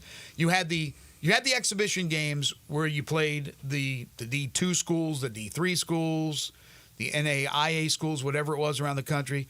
Then you got to, you could have one super secret scrimmage. And now it's turned into, no, you can have 2 exhibition games against noteworthy opponents. We'll televise the games, do it for charity. And I think that's great. This event coming up on the 15th is going to be fabulous. We'll talk more about that on Wednesday. Hopefully that will be a sellout because the money goes to St. Jude Children's Research Hospital. You got the doubleheader with the men playing North Carolina. You got the women playing South Carolina. That's a great thing. So that's at least something else added to that schedule for Tigers fans. But again, as we've talked about before, and I'm sure we'll talk about this again on Wednesday, is the hope is for the future. Not only does this become an annual event, but possibly a regular season event. That is one of those tip-off events to begin the year, where it'll be 1 game or 2 games at FedEx Forum to open the season. So hopefully that is the direction they're going in.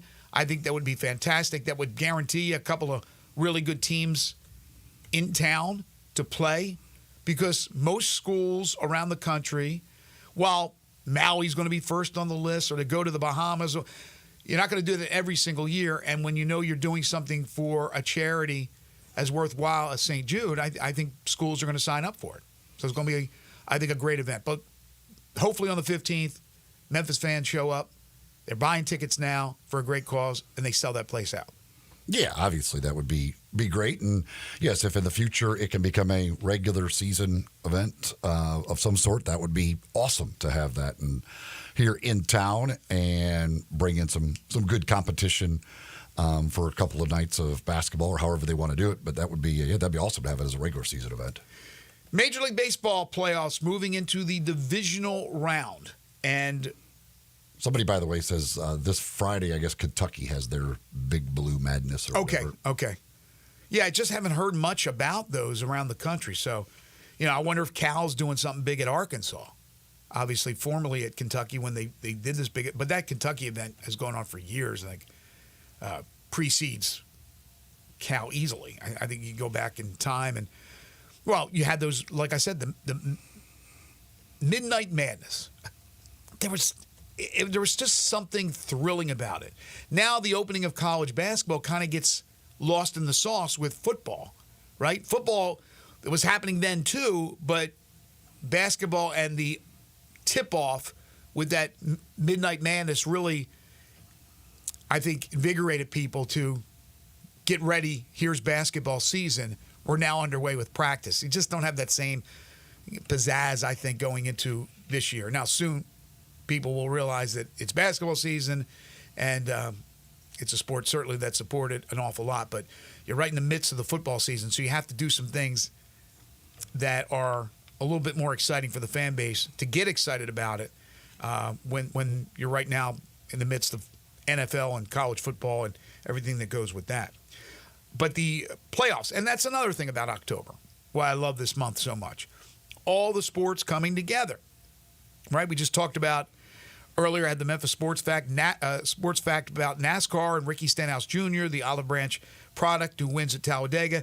They're in the midst of their playoff going on, and then the playoffs in Major League Baseball. There's nothing like October baseball, and now you got the divisional round playoffs. The Tigers, Guardians, the Royals, the Yankees. They have played 1 game each in their best 3 of 5. They'll play game 2 in those respective series today. In Cleveland, the Guardians take a 1-0 series lead into their game against the Tigers. The Guardians, no rust from their layoff, from their bye. They didn't have to play in the wild card. The Tigers did. The Tigers had all the momentum. They go into Cleveland. They get whitewashed 7-0. Yeah, that's a quick way to kill some momentum. Get up early in the game like Cleveland did, and just never give them a chance. So Detroit will try to even that score up today. In the meantime, the Royals and the Yankees played a very interesting first game, went back and forth, back and forth. Royals had the lead 3 different times, couldn't hold the lead. Yankees lost the lead a couple of times, but in the end, the Yankees get the hard-fought 6-5 win. Yeah, and I can understand the Royals being upset with the call on the Jazz Chisholm stolen base, because I am with them that I thought there was enough video evidence to say that he was out. To me, it looked pretty clear that there was space between his foot and the base when that tag first touched him. So I guess they deemed it wasn't conclusive enough evidence, but I'm with the Royals. I could see why they would be upset because I believe that should have been enough evidence to rule him out. Carlos Rodon will go today for the Yankees. For the Royals, it'll be Cole Reagans, both left-handers, so an all left-handed matchup in New York. Meanwhile, the Tigers and the Guardians, it will be Skubal for Detroit, so you feel pretty good about getting the equalizer. Matthew Boyd, the lefty, will counter for Cleveland. In the National League, the scenes are shifting as the Phillies and Mets will head to New York. The Dodgers and Padres, not a long ride, if you will. They won't be flying, I don't think anyway, from Los Angeles to San Diego. But both those series now even at 1. Let's start with the Dodgers and the Padres. Dodgers won Game 1, 7-5. Padres had jumped out to an early lead. They got 3 in the first. Machado had a home run. But then Shohei Ohtani, they actually asked him if he was nervous for his first postseason appearance, and he said no. And then he goes out and hits a 3-run home run. Dodgers get the win 7-5. But then the Padres come back, and they tattoo the Dodgers last night. They hit 6 home runs. They win 10-2.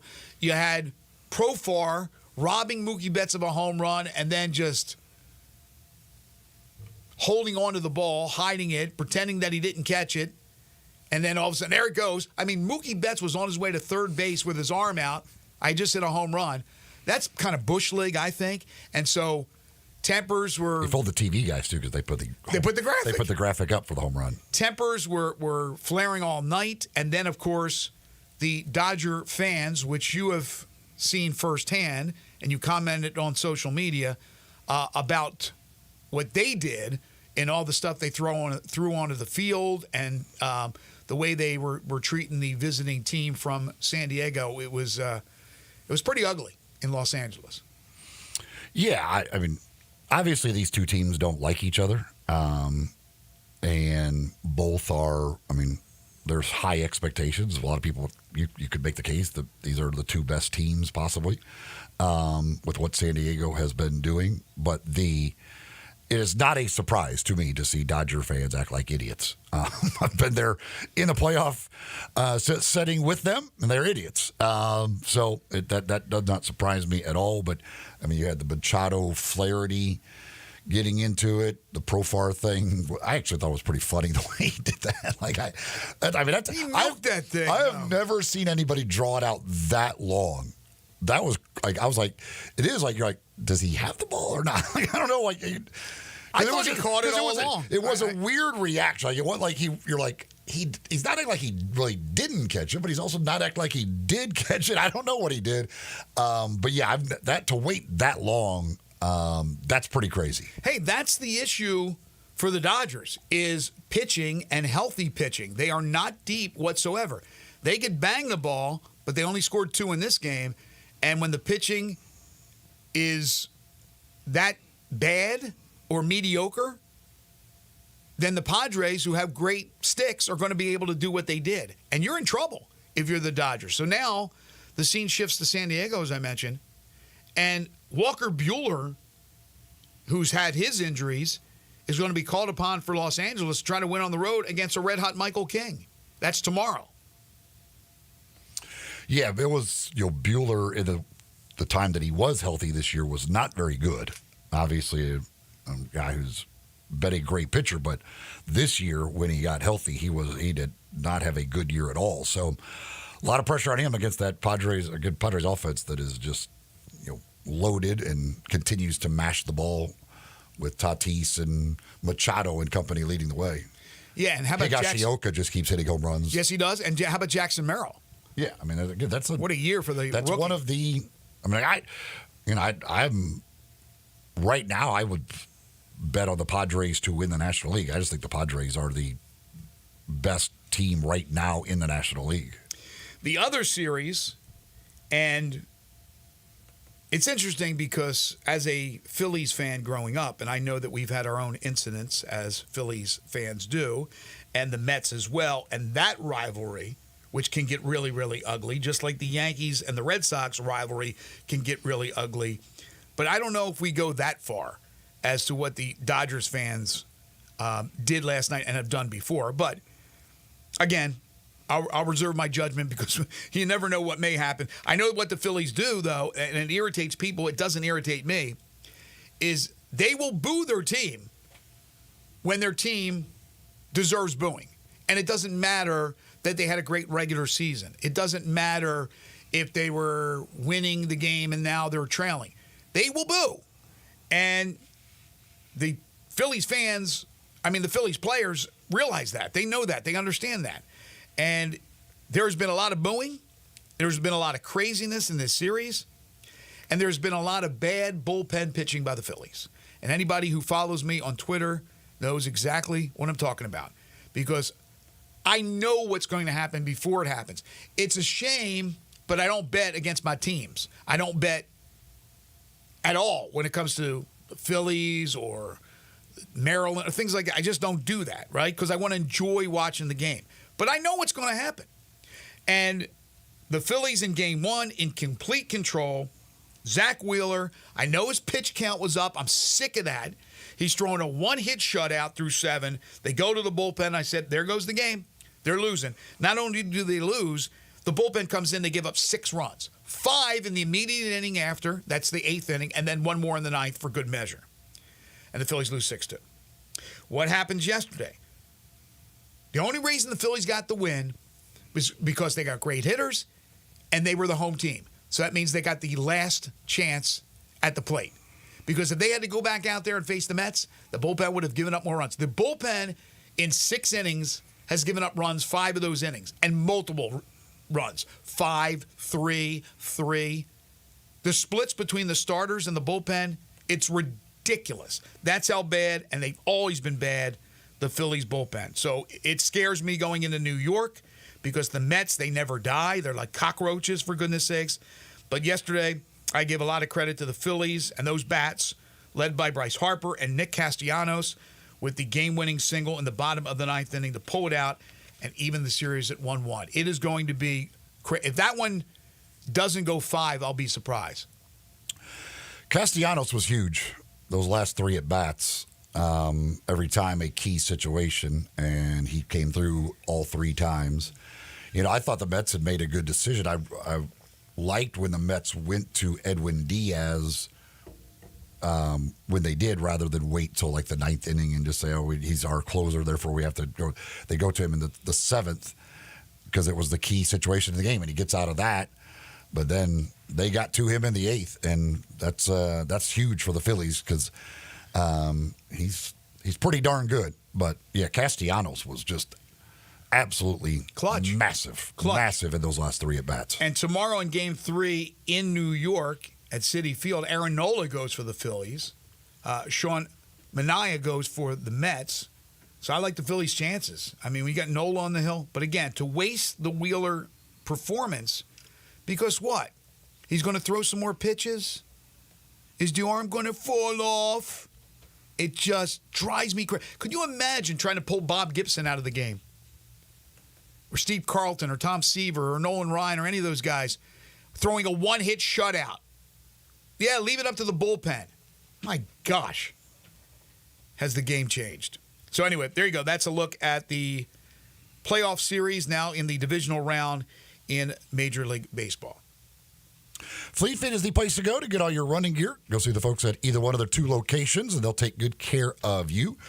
Taking a look at the way you run, the way you walk, where you put the pressure on the different parts of your feet, and then fitting you with shoes that are just right for you. Plus all your other gear, they've got you taken care of, whether it be shorts or shirts or socks or hats, whatever, sunglasses, whatever.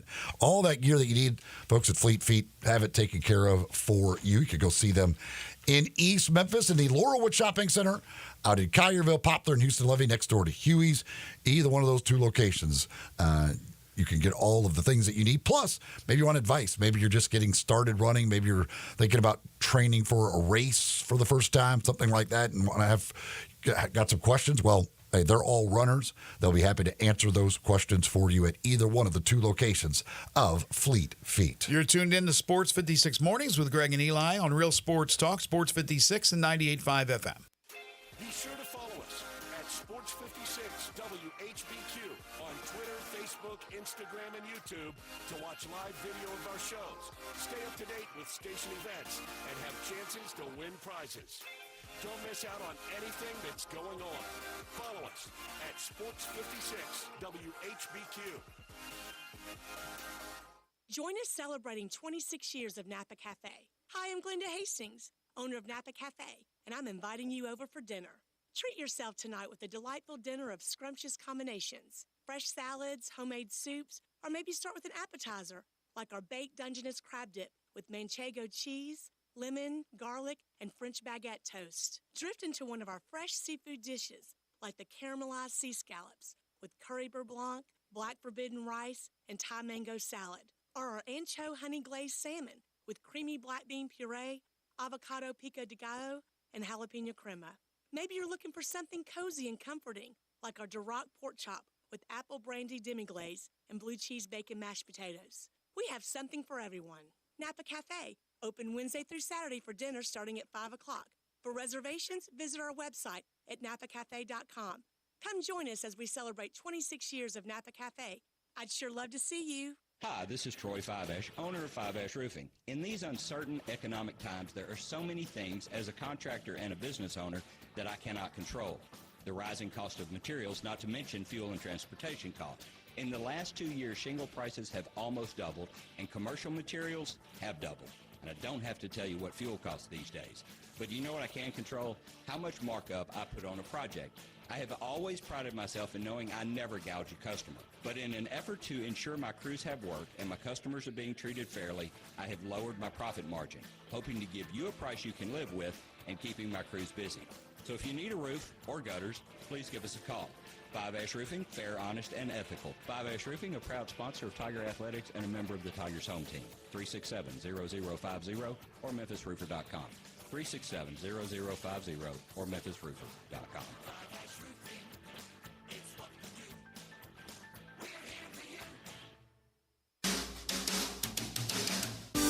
Hi, this is Lauren Choate, Choate's Air Conditioning, Heating, Plumbing, and Generators. Right now, we're offering our Choate's Comfort and Safety Special. For a limited time, when you purchase a $99 tune-up, or if Choate's performs a repair, you'll receive a free 1-year standard fan plan membership at $400 value.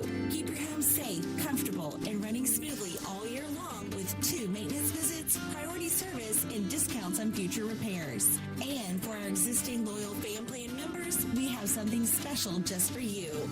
Enjoy a $1,000 loyalty coupon toward any new generator, tankless water heater, or HVAC system. It's our way of saying thank you for trusting us with your home. Add value, add comfort, and add safety to your home with Choates.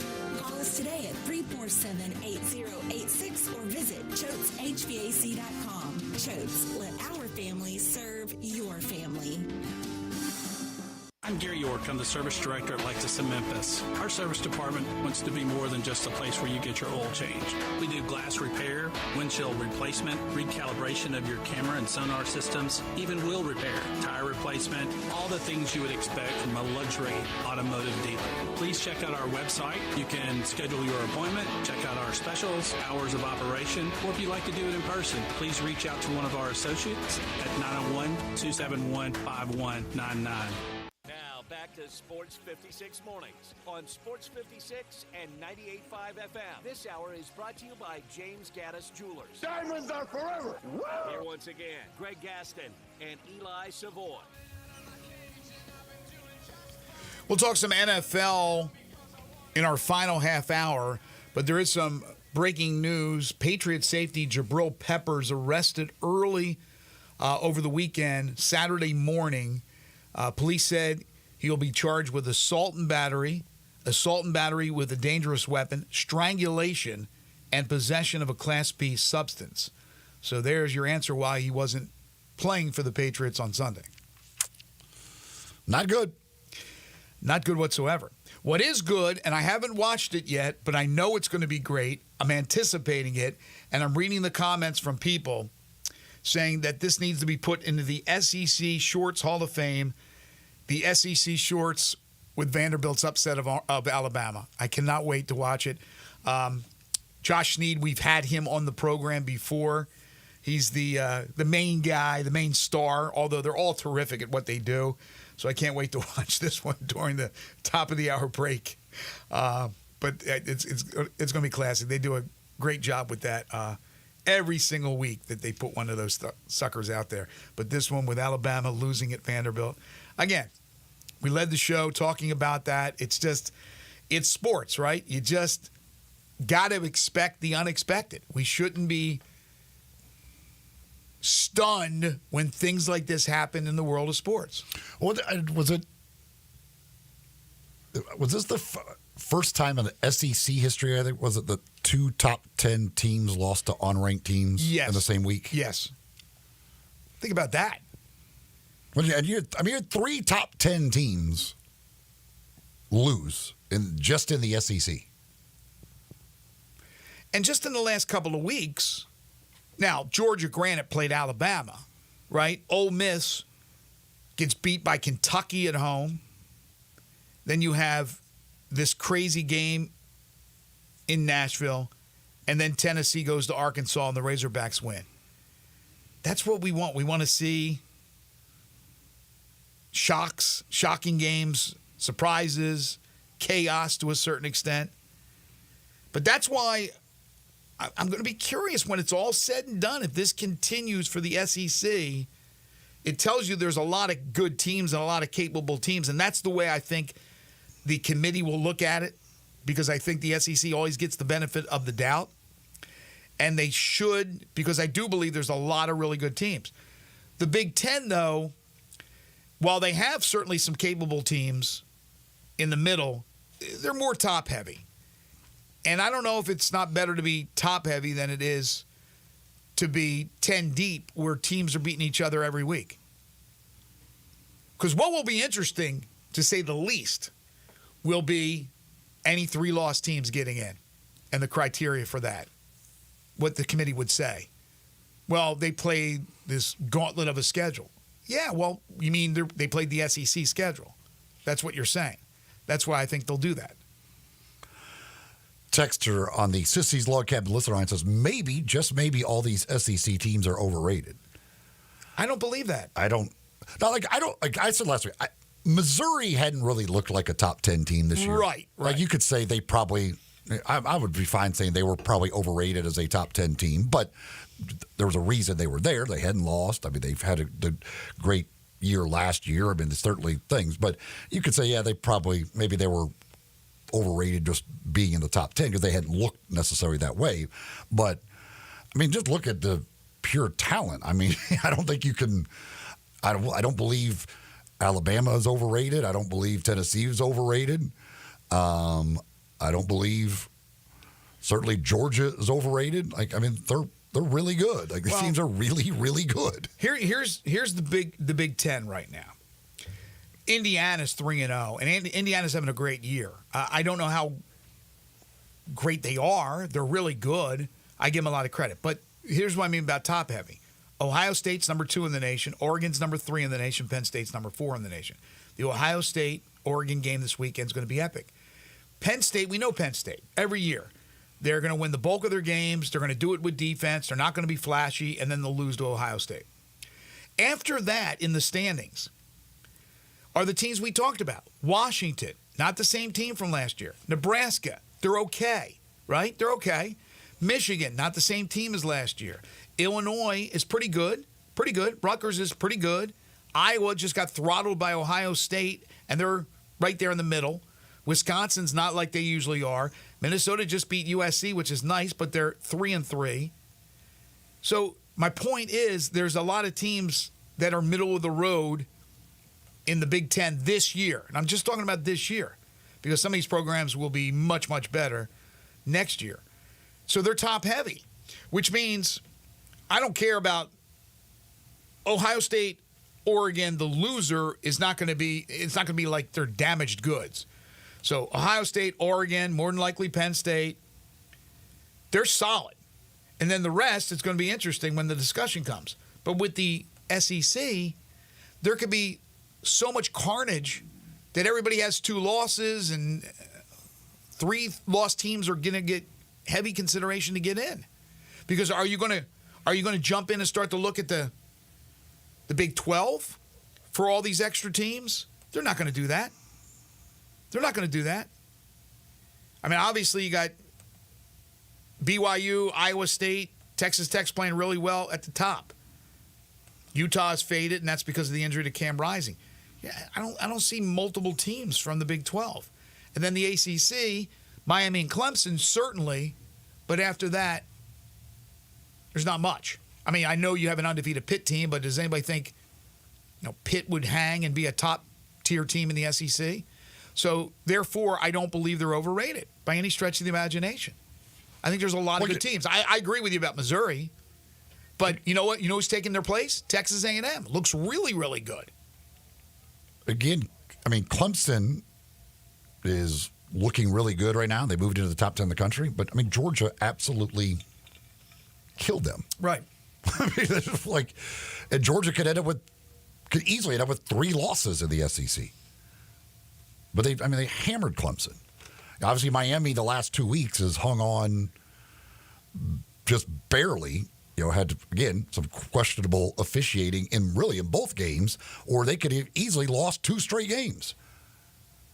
So, I don't like the ACC, the Big 12. Like, I'm sorry, if you can go down the list of the SEC teams. If you put them into the ACC or Big 12, I would pick them to win that conference. There's probably 6-7 teams I would pick to win those conferences. And therefore, what I said, I believe that the committee, when they get behind closed doors, are going to look at that. And that's going to be why they're going to get the benefit of the doubt. There is no way the SEC isn't getting 4. No way. They're getting 4. I don't care. They're getting 4. By hook or crook, they're getting 4. And I'm not saying that they don't deserve it. They deserve it. More than likely, they deserve the 4. And we'll see what happens as the season rolls along. But you're going to have a lot of carnage. And they're not going to, I don't think they're going to be penalized for that cannibalism. Matt says, I think Texas A&M might have actually been underrated. Possibly. I don't know. Again, they played Notre Dame, really good team, at home, and lost to them. Since then, again, Missouri is a good win. I'm not saying that's a top 10 win. But other than that, until the Missouri game, they hadn't done anything that really made you go, oh my gosh, Texas A&M's good. Again, Arkansas had them down 2 touchdowns, should have won the game for sure against them. Right. Other than that, they beat McNeese State, Florida, Bowling Green. True, and they had Wigman for Notre Dame, but they didn't have him after that. And they got him back, and he looked really good. But the good thing is for them, again, the schedule sets up well. And you remember Jerry Palm in the preseason had Texas A&M in his playoff because of the schedule. You just looked at the schedule. We're like, wait, they're one of the teams that got the friendly SEC schedule. They obviously have to play Texas. That's at home. And they have to play LSU. That's at home. The remaining road trips they have are at Mississippi State, at South Carolina, and at Auburn. Yep. So the schedule is set up perfectly for Texas A&M. Folks, take your basketball skills to the next level at Shoot 360 Memphis. Practices around the country have begun. High school basketball, college basketball, the NBA ready to crank up another season. Shoot 360 is a revolutionary basketball training facility that combines cutting-edge technology with gamification, provides instant objective feedback with hands-on one-on-one expert coaching. I mean expert coaching. Guys who have coached at every level, including a former Grizzly assistant coach in Scott Adebato. They now have the new Cordova location open. Newly renovated 50,000 square foot facility with 2 NBA regulation size courts, 3 high school size courts, 4 shooting bays with Shoot 360 technology. Memberships are now on a monthly basis. And yes, you can become a member at both their Cordova and Collierville locations. So if you're looking to become a better basketball player, a better shooter, get great expert coaching, and use the most modern analytics and technology, Shoot 360 Memphis is for you.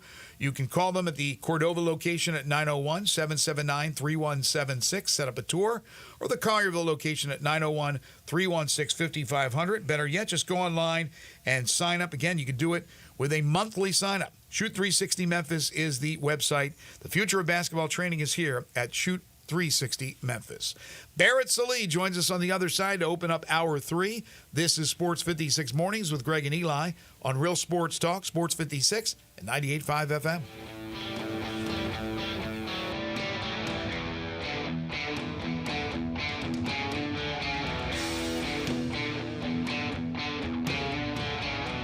Rick's Powder Coating for a beautiful finish every time. Rick's Powder Coating specializes in automotive, ornamental, residential, and industrial coating.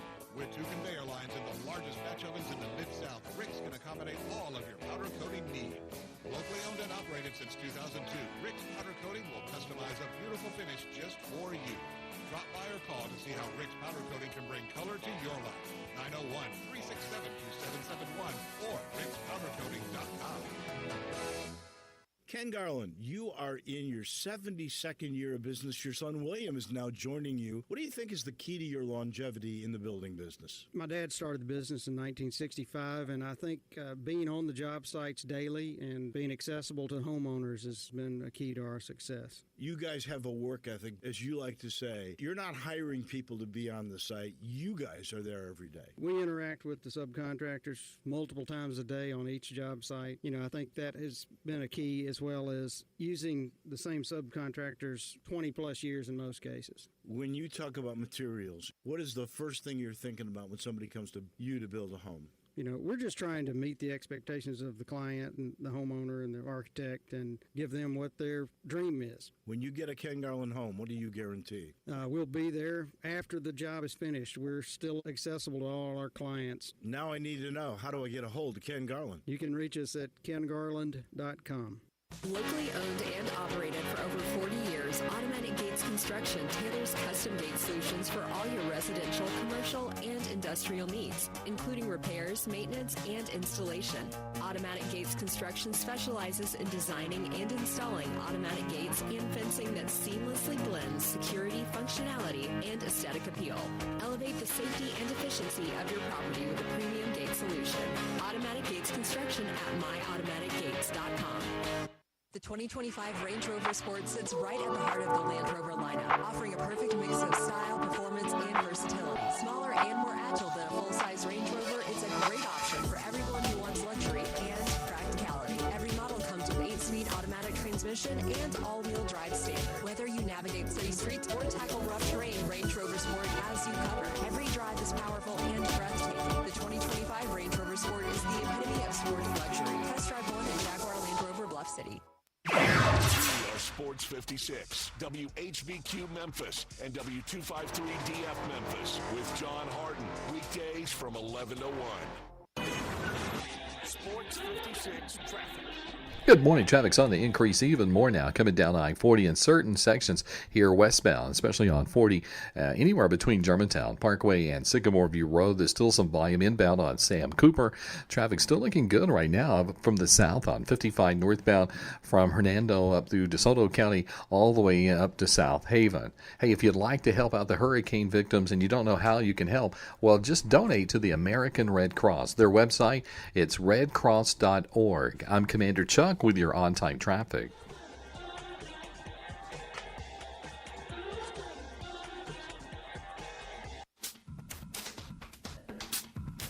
Now back to Sports 56 Mornings on Sports 56 and 98.5 FM. This hour brought to you by Jenkins Floors and More. Here once again are Greg Gaston and Eli Savoy.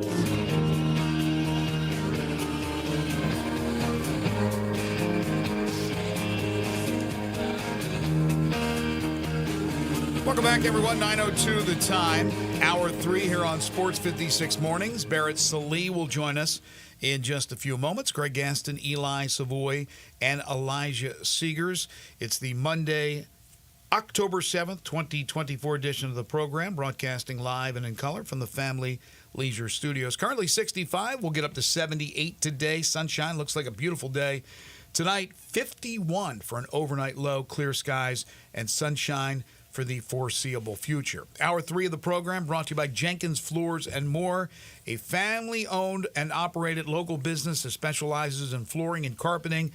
They have the new warehouse and showroom open in Horn Lake. They used to be in Hernando. They moved up to Horn Lake, 2356 Goodman Road. They also have stores in Cleveland, Mississippi, where they began about 8 years ago, and Little Rock, Arkansas. Ceramic and porcelain tiles, hardwoods by Portercraft, carpeting from Southern Luxury Carpet. They got the backsplashes for your kitchens and bathrooms, plantation shutters and blinds as well. They sell it wholesale, skip the middleman, save you lots of money in the process.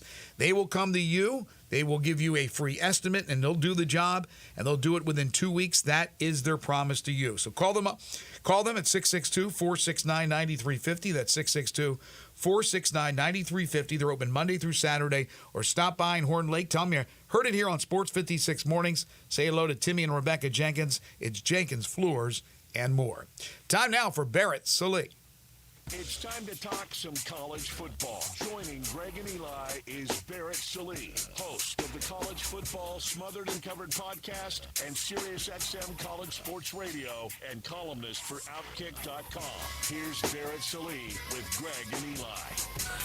He is Barrett Sallee. Joins us every Monday. You can follow him on Twitter at Barrett Sallee. Just a ho-hum Saturday, huh, Barrett? You know, guys, what do we say? Every single time there is a Saturday with no good games, we have the great game. And I said it all week. I said it from Monday on. Yeah, there's only one ranked-on-ranked matchup. I said, look, that's when all hell breaks loose. And that's exactly what we got on Saturday. Good morning, boys. How are you? Good morning. Doing well. Where would you combine with it, because of the fact they had just beaten Georgia to become the number one team in the country, like the loss by Alabama at Vanderbilt, where does that rank among the most surprising outcomes maybe of all time? It's up there. Remember when Stanford beat USC a long time ago, when Jim Harbaugh had just got there and Stanford was like a 30-point underdog? Yeah. It was like that. Now, look, I think it's understandable if Alabama came out sluggish, right? Mm-hmm. No victory the week before, maybe pounding their chest a little bit. But usually that's only good for like a quarter, maybe a half.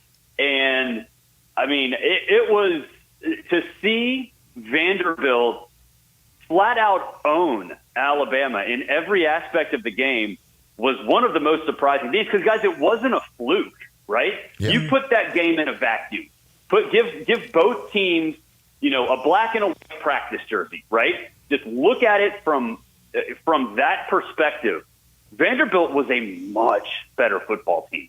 A much better football team. They owned the line of scrimmage. They ran the ball more effectively. They were more disciplined. Their offensive game plan was significantly better. It was across the board. Vanderbilt was a better football team that day. I am stunned. Absolutely stunned. Well, like I said, that usually lasts I'll be at halftime. I bet Alabama minus 4.5. I thought it was a gift from the gods. I'm like, Alabama's going to kill them in the second half of this game, but it never switched. Like that last drive by Vanderbilt, I was like, okay, Alabama will stop them here, get the ball back, they'll find a way to win the game. But they couldn't stop them. I mean, they just Vanderbilt could just line up, run the ball, and I'm like, that's pretty incredible to think.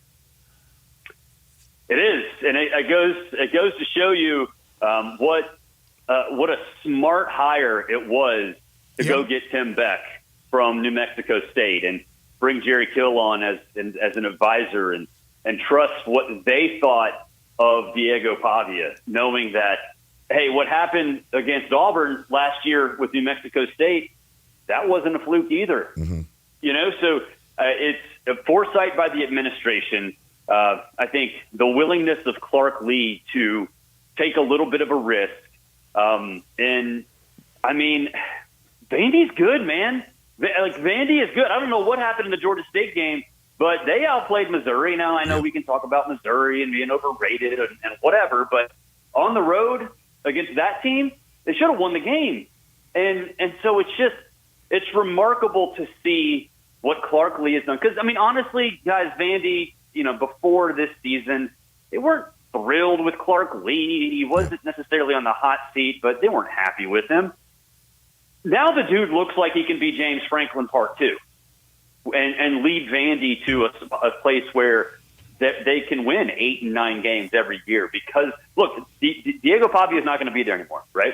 But they recognize who fits this system, and I think that will continue because of the people they brought on board from a coaching and an analyst standpoint. It was an eye-opener. There's no doubt. Barrett Salee joining us on the Sissy's Log Cabin guest line.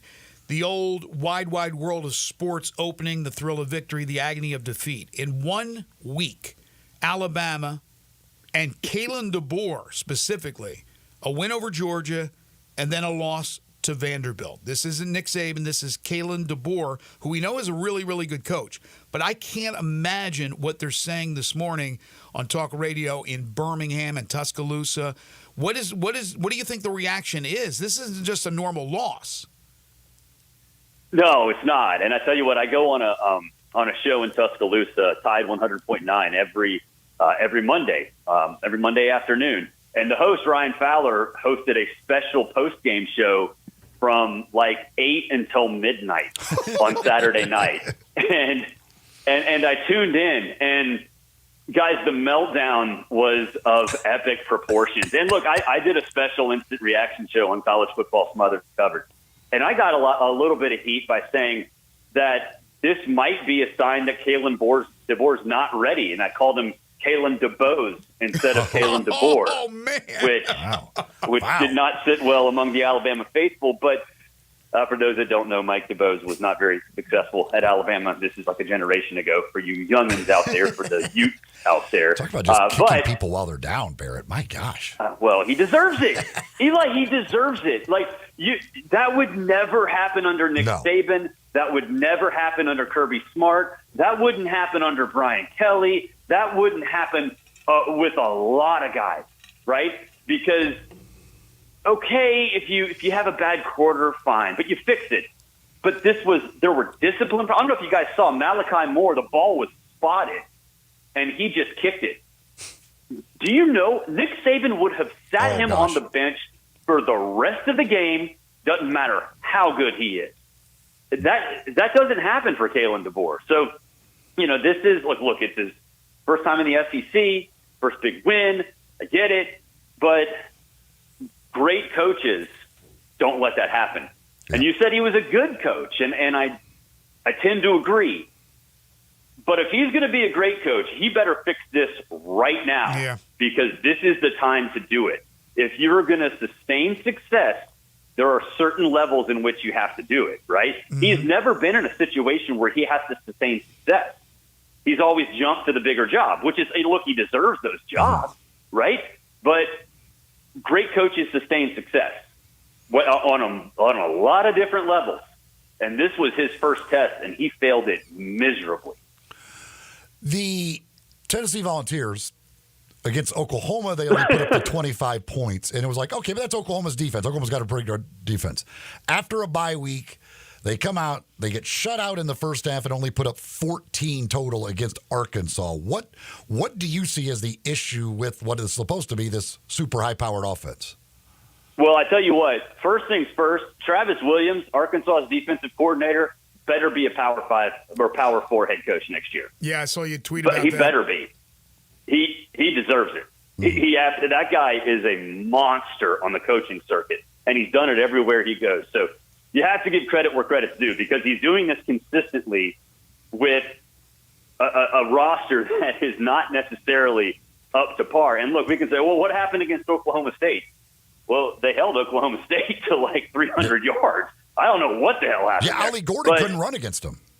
Yeah, I mean, so you have to give credit where credit's due. But I think it's a sign that Nico is maybe not ready for leading a team to that level. And we talk about this every week, guys.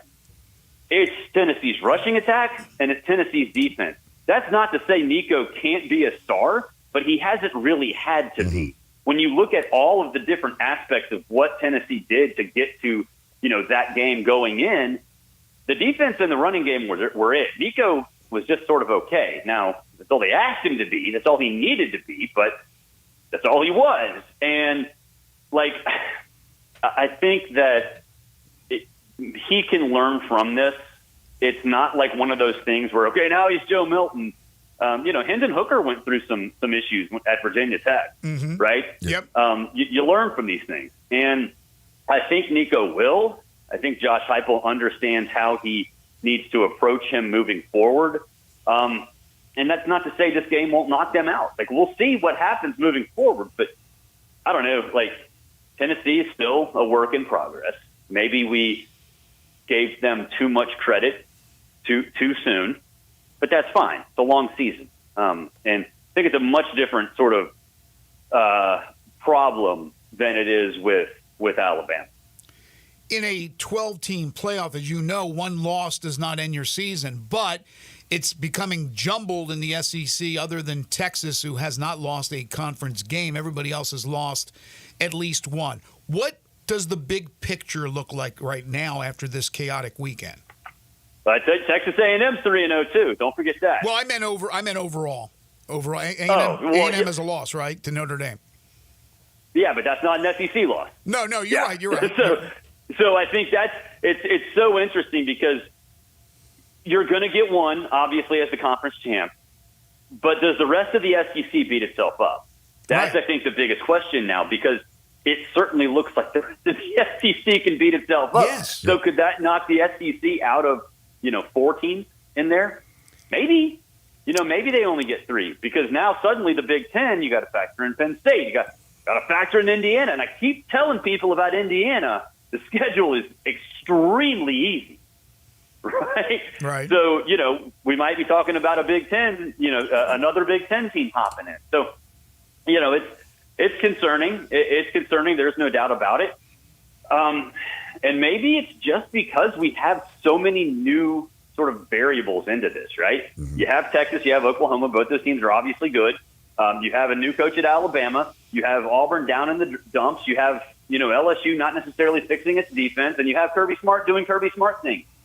So, I think it might be the worst nightmare for Greg Sankey, in the sense that I think everybody thought there'd be 4, but it could beat itself up to a point that there are only 3. See, I brought that up earlier in the show, and I still said I guarantee you they still get 4, because I still think when push comes to shove, the committee will look at that and go, all right, Indiana's having a really good year, but would Indiana beat them? And would they beat this team from the SEC? Would they beat that team from the SEC? Would they beat that team from the SEC? The Big Ten is top-heavy. They got some teams in the middle, but for the most part, it's not as strong as the SEC. And I think the SEC will get the benefit of the doubt. But you're right. The SEC is not helping itself with the cannibalism going on. It's not. And see, I think I look back at some of these seasons. The SEC generally, based on the format, would get 3 or 4 teams in, not 5, based on how the system worked in the past. And I think the Big Ten, I thought the Big Ten was going to be Oregon and Ohio State and everybody else. Penn State's a lot better than I thought they were, right? We can talk about worth. Indiana might have the resume that warrants getting in, right? Like, that's just reality. So I think there's a direct correlation between the Big Ten and the SEC in terms of who gets into the playoff. But don't count out the possibility of 2 group of 5 teams getting in, because that could be a problem too. With whether it's Boise State winning the Mountain West, somebody in the AAC, or, just 2 really good teams, one of which happens to be better than the worst SEC team that could be considered. There are a lot of different variables in this, and the SEC cannibalizing itself certainly isn't helping that. I always thought for sure that if you got to the SEC or Big Ten championship game, like, if the loser of that game would automatically get in. But I look at A&M this year, and if they went to that, they could theoretically run the table until that last game against Texas, where it might be them and Texas playing each other, knowing they're playing again the next week. And if Texas A&M were to lose that to Texas once and then turn around and lose to Texas again, A&M with 3 losses probably doesn't get in that situation. It's wild, and you could be right. You could, dude. I tell you, man, Texas A&M is sitting very pretty right now. Like, the schedule's a very gift. pretty. The schedule is perfect for them. Yeah. The toughest game is LSU, and that's at home. The toughest game on the road is like Auburn or South Carolina. Yeah. Yeah, Auburn, South Carolina, Mississippi State are the 3 road games I got left. So who do you? Yeah, that's pretty easy. I know. So who do you think is on legitimate upset alert this week in the SEC? Tennessee. God, I mean, they lost to Florida. They beat them every year. I mean, they lose to them every year. Then they beat them the last time in Knoxville, right? If I'm not mistaken. Yeah. But oh my gosh, Florida looked pretty good. They did look good. And maybe UCF is secret garbage. Maybe that's the case. But I mean, still, Florida looked like a competent football team. They did. That's not what we expected. You're right about that. How do you see the Red River rivalry going? I just think Texas is going to make that a shootout because it is the Red River Shootout. That's right. You can't call it rivalry. That's right. We're not PC. We're not PC in college football smothering covered or on Sports 56 now. That's Apparently right. Not, yes. Yeah, I think that's what's going to be. I think in that case, Oklahoma can't keep up. The last glimpse we had of Oklahoma was we don't know who the heck the quarterback is, and they barely beat Auburn. Right. Right. Needed a miracle to beat Auburn. So I don't think it's going to be very close at all. And I know it's a rivalry game, and Brent will get them, jacked up for it, but they don't have a quarterback. And Texas has 2, so it might get ugly. You are a Heisman voter. At what point do you just, regardless of where he played, like Ashton Genty, he has to be the guy, right? The dude's putting up historic numbers. Yeah, I mean, right now, I think maybe we are in prisoner of the moment mode with him. That's not to say he doesn't deserve all the love, but there is a dude named Travis Hunter. Yeah. Right? Like, I think that he's putting up historic numbers, but Travis Hunter is an historic figure in terms of our sport. Yep. Right? So, True. I mean, I love him. I would put him second on my ballot right now because Travis, because he didn't play last weekend, it was like, oh, out of sight, out of mind, whatever. It's almost impossible to say that Travis Hunter is not the most outstanding player in college football, despite what Genty is doing. I would agree with you wholeheartedly right there. I would go Hunter 1, Genty 2. I got to go Cam Ward 3. How they won that game against Cal, I know they got some breaks, but how they won that game is beyond me. And, of course, Milroe really hurt himself. It's not all his fault, obviously, but he hurt himself. When you lose to Vanderbilt, that doesn't help you. So I like what you're saying with those top 2, but I guess I'd go Cam Ward 3, wouldn't you? Yeah, yes.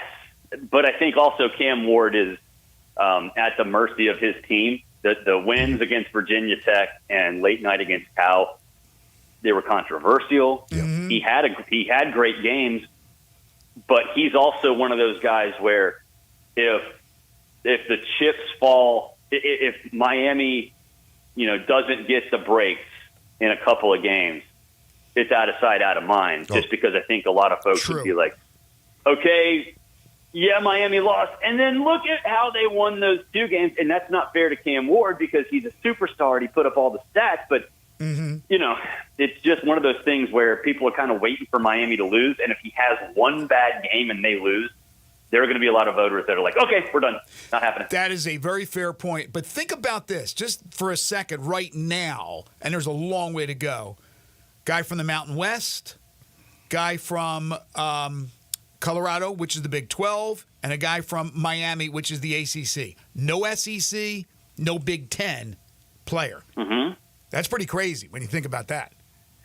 It is. And I think that still could change with an SEC player, whether it's Milroe or Carson Beck, although Carson Beck has been, and with the Big Ten, there's still Dylan Gabriel. The sports books like him.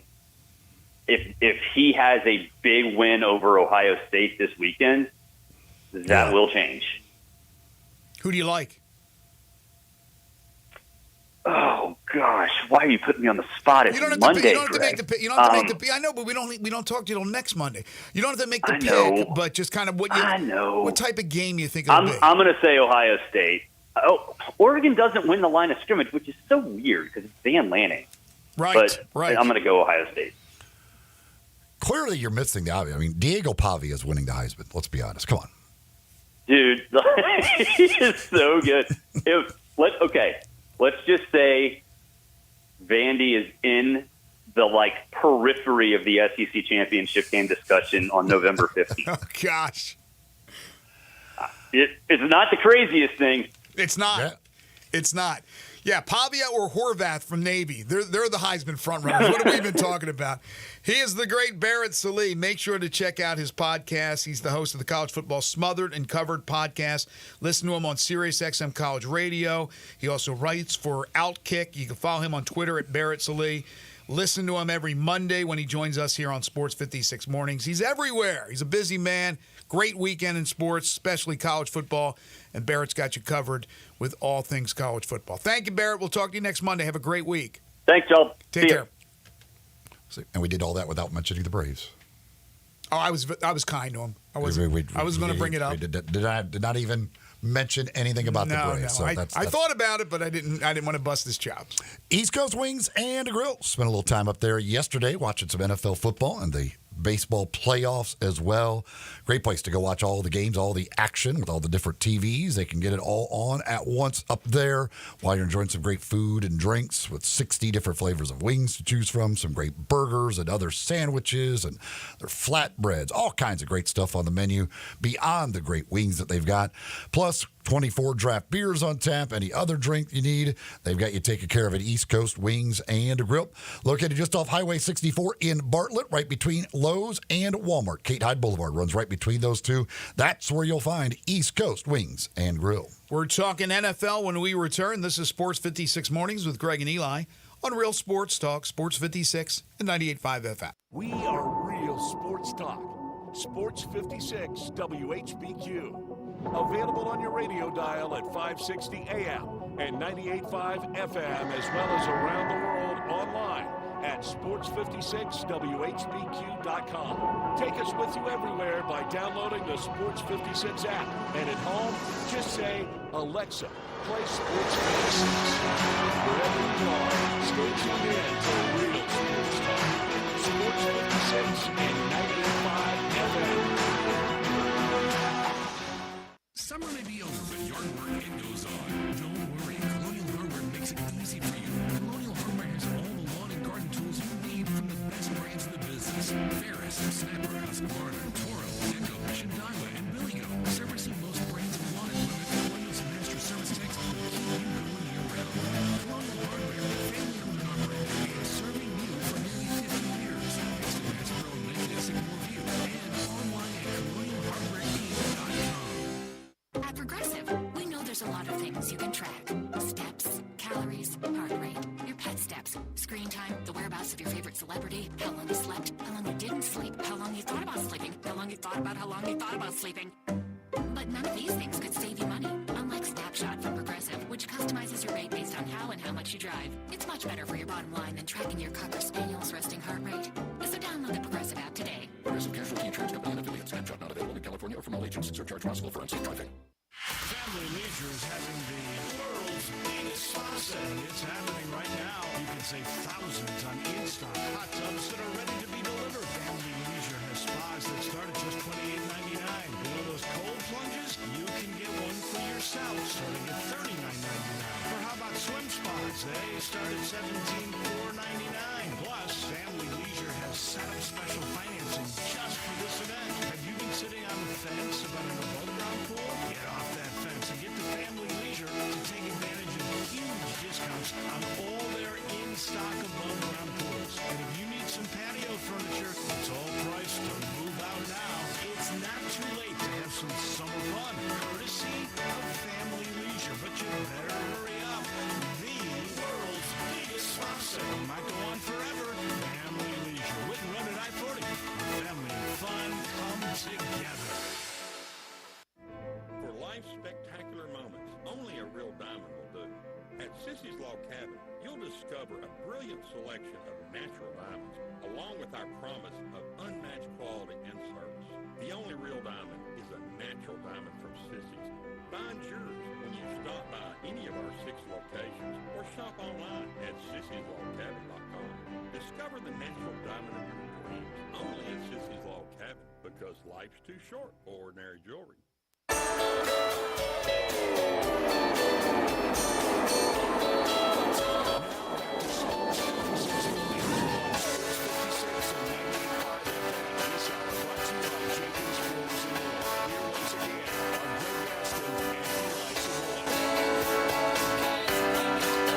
Welcome back, everyone. 9:29 the time.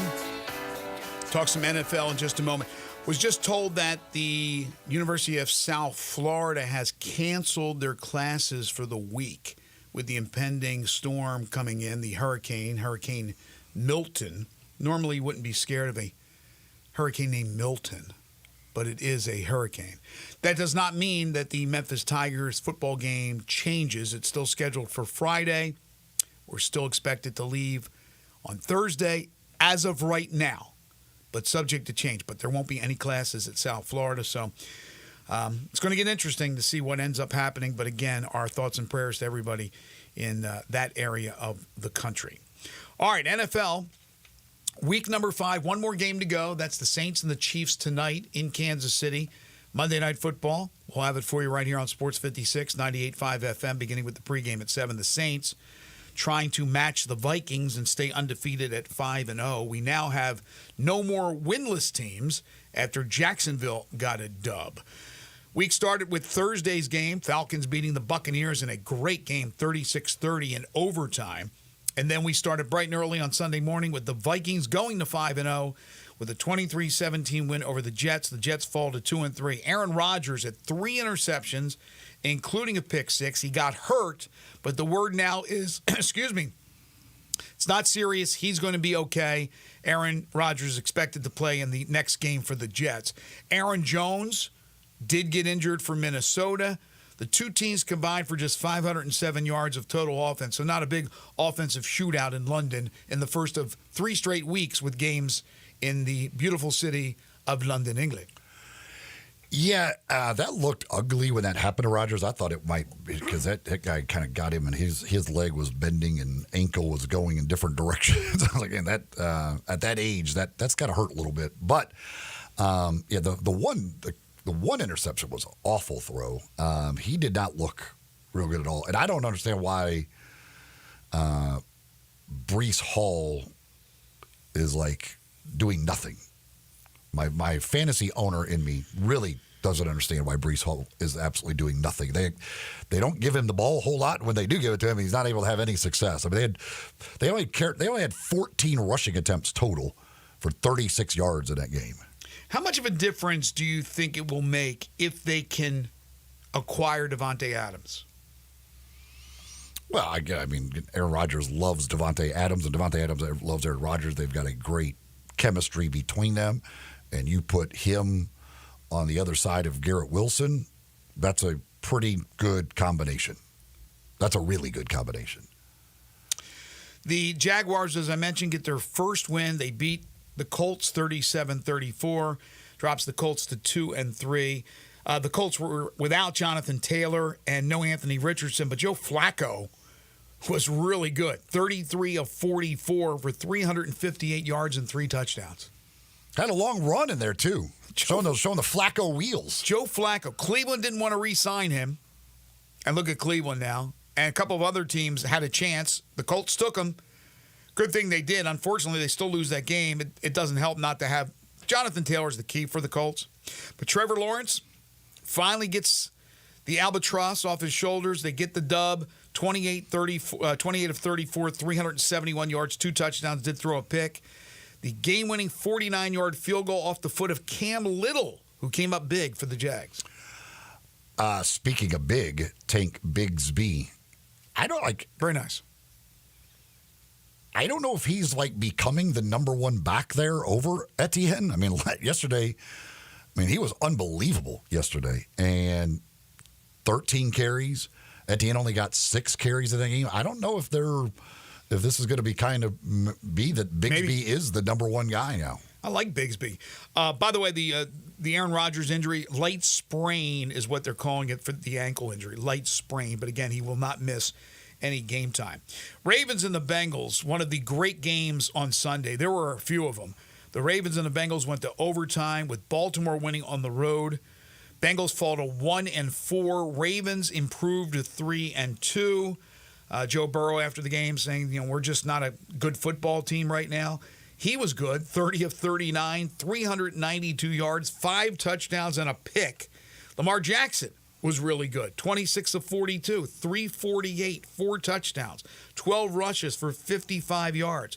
And Derrick Henry, who's found the fountain of youth, 15 carries, 92 yards, and a touchdown for the victorious Ravens.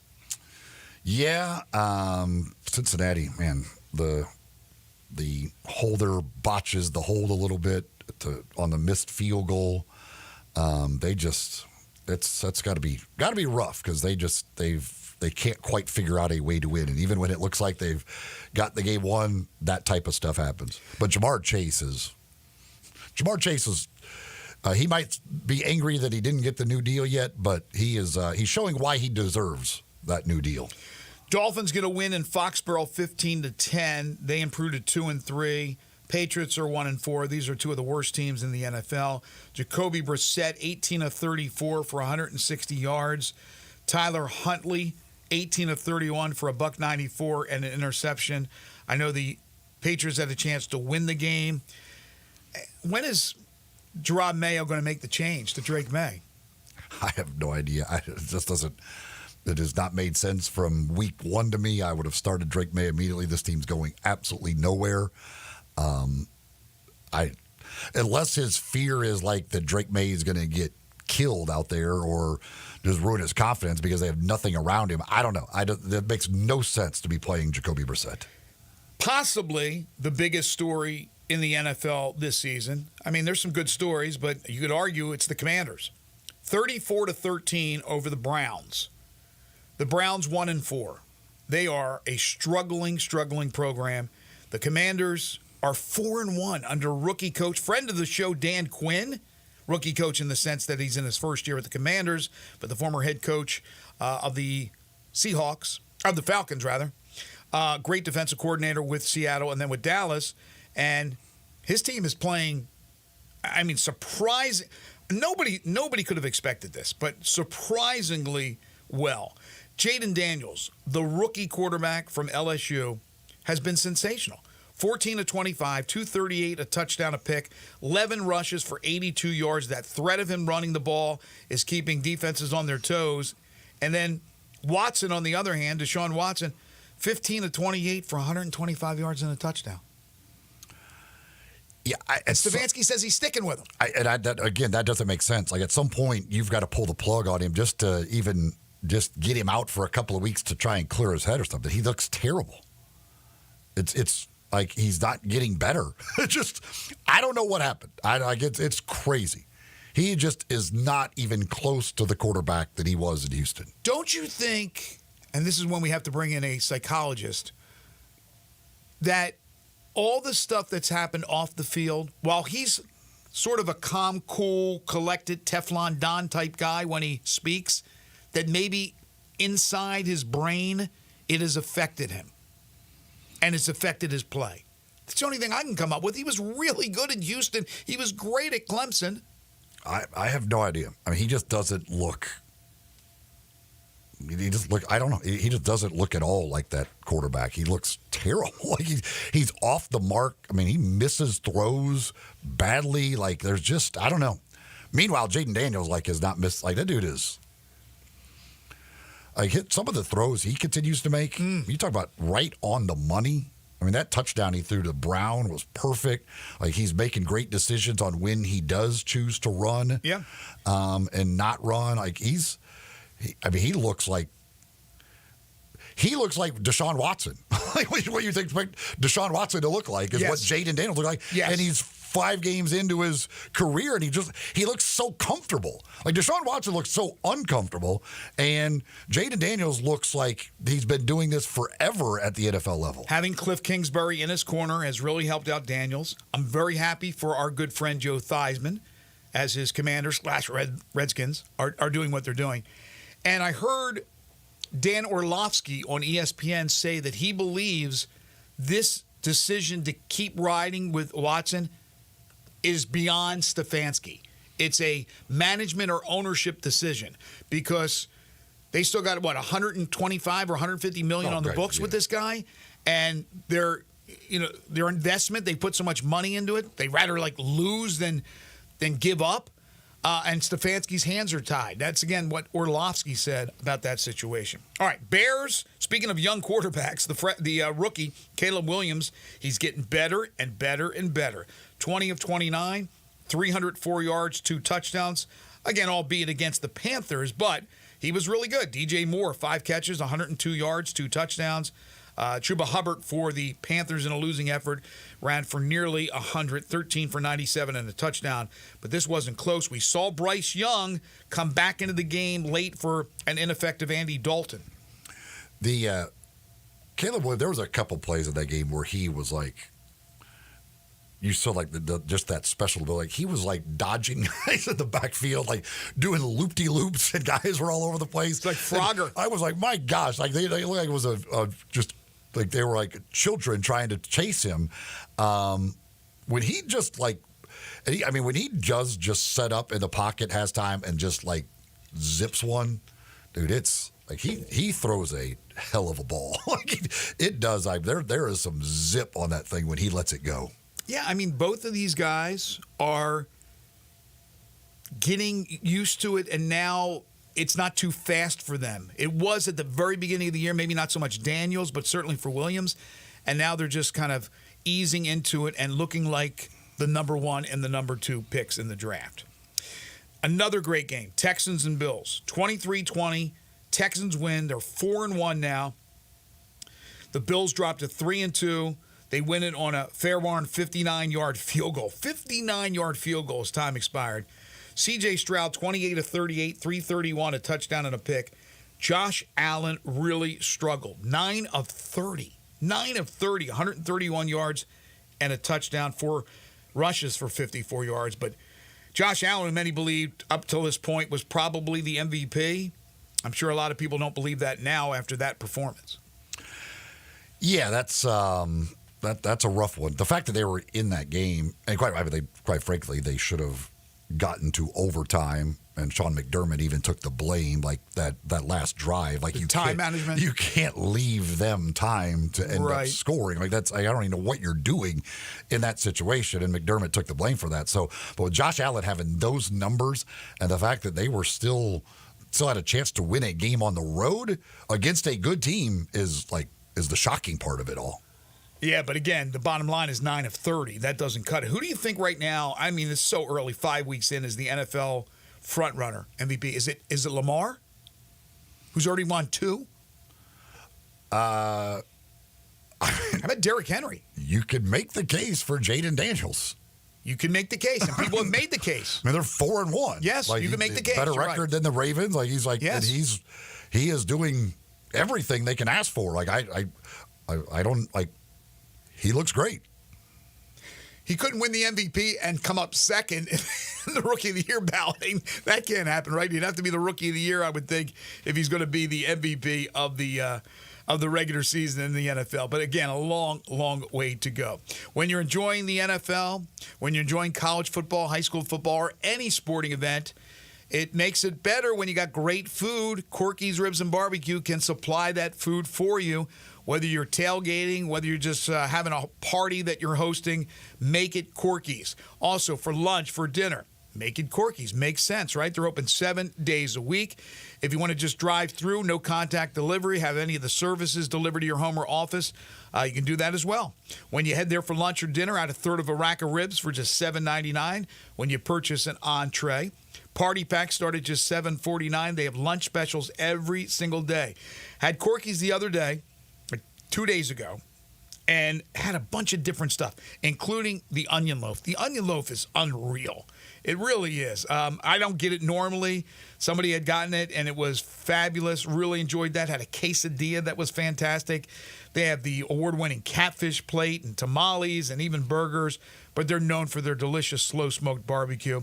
The Q, the ribs, the barbecue nachos, the wings are outstanding as well.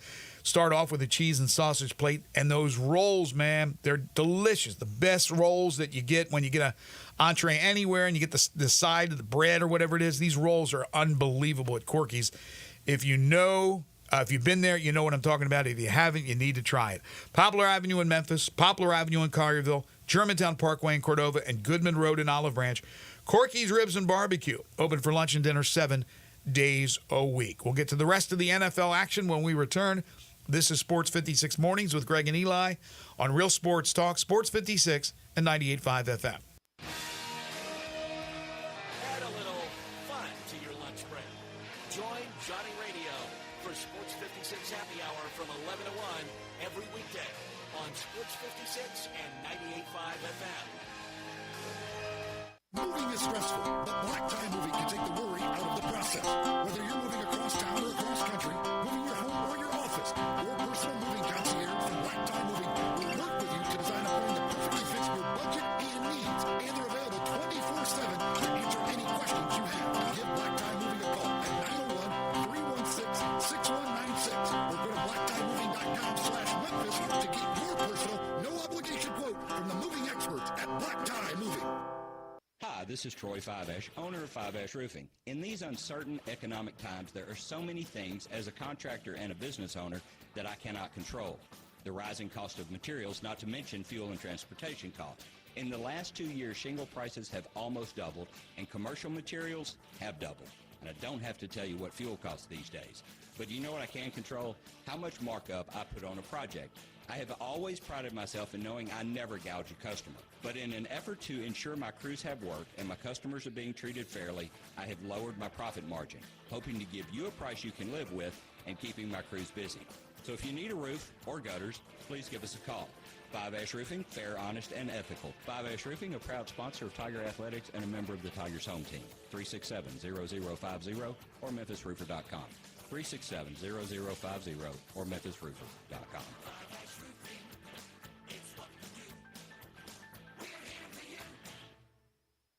Hi friends, Bill Russell at Russell Brothers Fine Jewelers, and for 39 years we've been the personal jewelers for thousands of Memphians and Mid-Southerners. For a very long time we've been offering the finest and beautiful jewelry to help our customers celebrate those very special occasions and let their loved ones know just how treasured they are.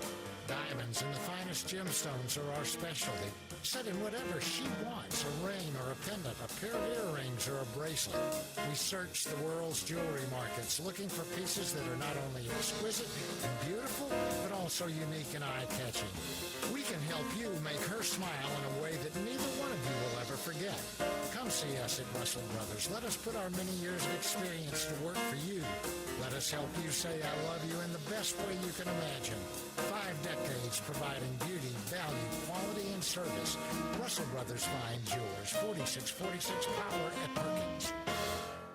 They're taking care of beerness in Memphis, right on the river with Grind City Brewing and all of their great products. Look, this was a dream come true for a father and son duo. And if you have not been to that brewery right on the river, just to the north of downtown, you're really missing something special. And now you can't miss their product. Wherever you go, you see a brand new label. It's clean, it's beautiful, it's distinctive. You'll know Grind City Brewing, and of course you know their products like Poppy's Pills, that great Pilsner, or Tiger Tail, that very creative craft malt liquor. There's the new Thaddeus Amber Lager. That is absolutely a great light beer. There's the India Pale called Godhopper. It's outstanding. And then there's the Belga, the Belgian-style wheat ale. They keep bringing hits at Grind City Brewing. Now back to Sports 56 Mornings on Sports 56 and 98.5 FM. This hour brought to you by Jenkins Floors and More. Here once again are Greg Gaston and Eli Savoy. Welcome back, everyone. Speaking of NFL rookie quarterbacks, Bo Nix just figures out a way, and he's gotten better. 19.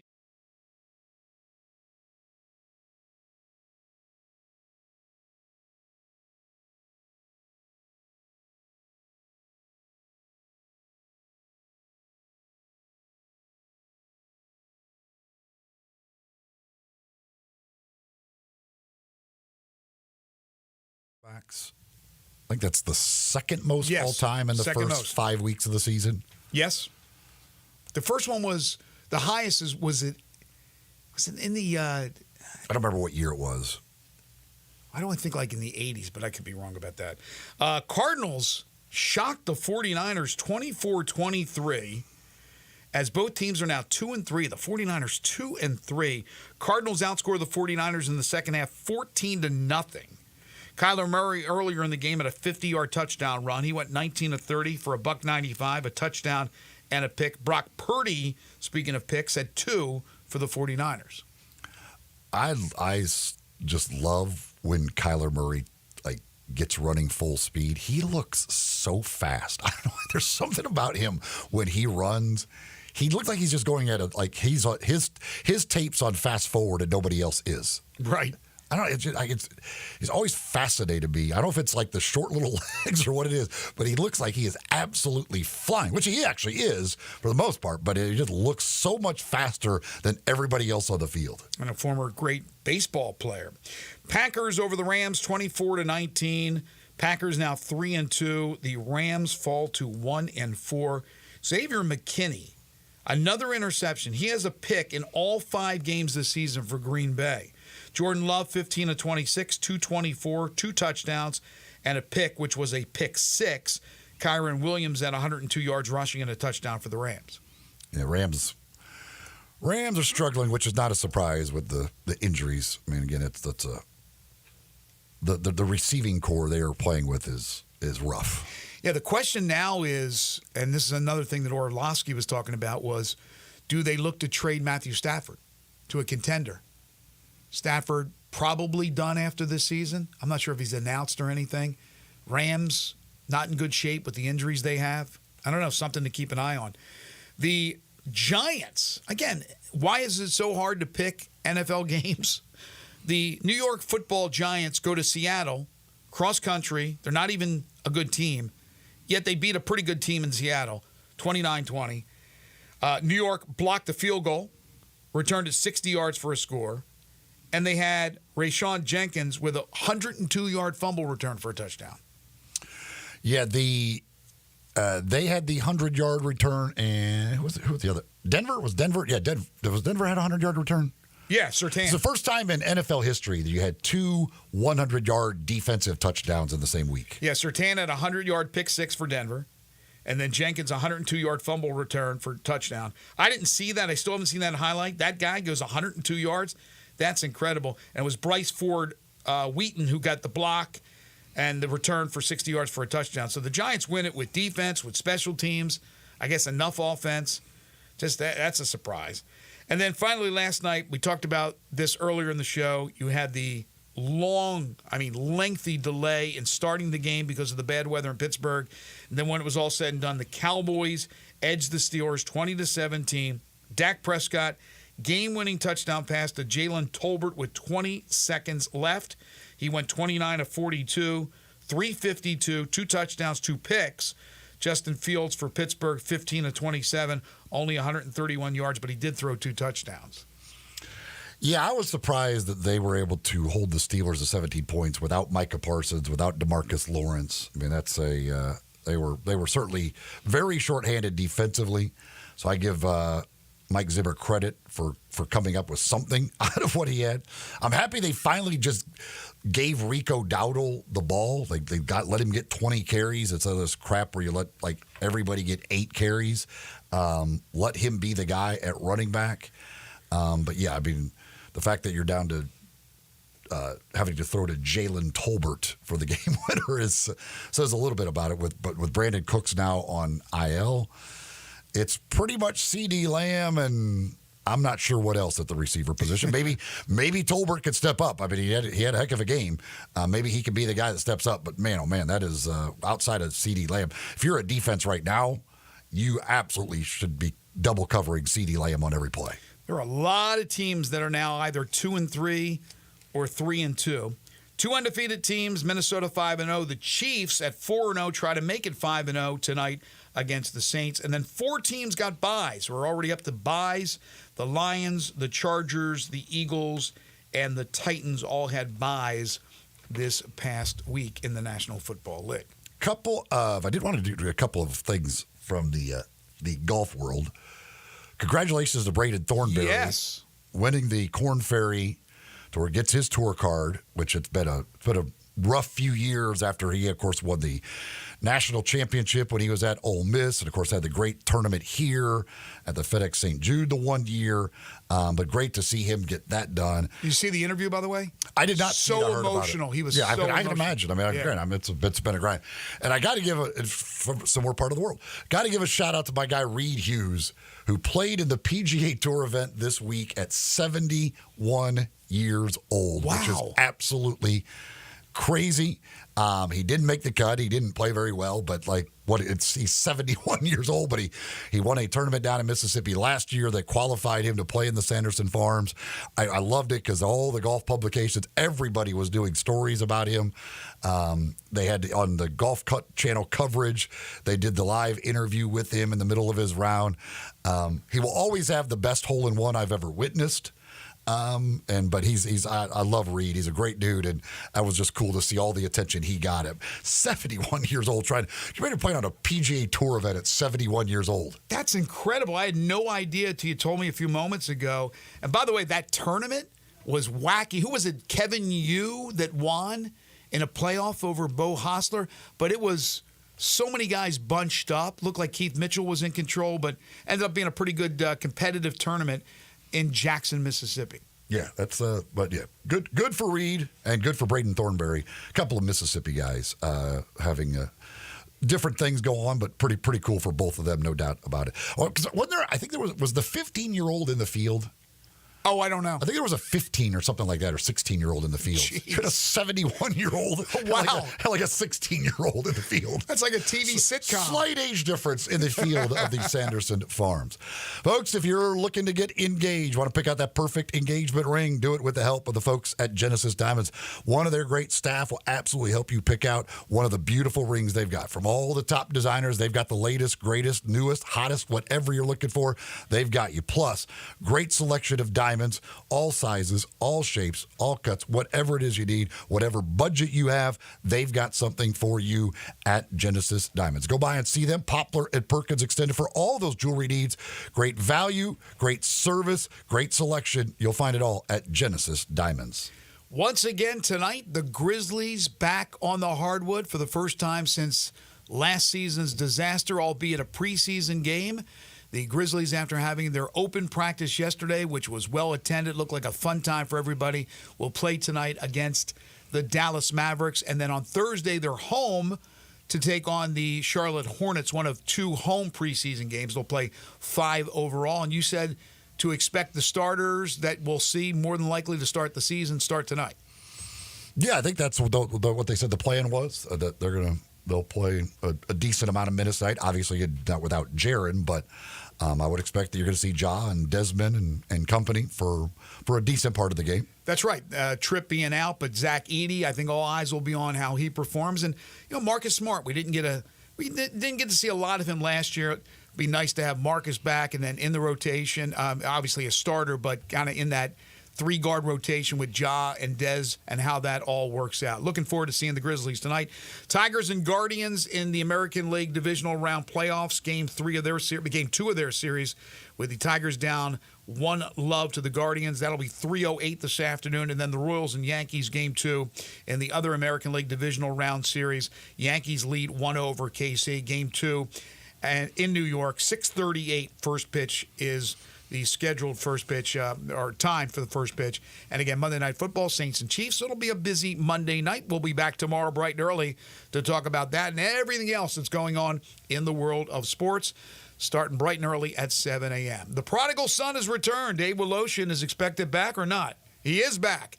Waldo and Friends on Sports 56 is coming up next. For Eli Savoy and for Elijah Seegers, I'm Greg Gaston. Have a great Monday, everybody. I saw him.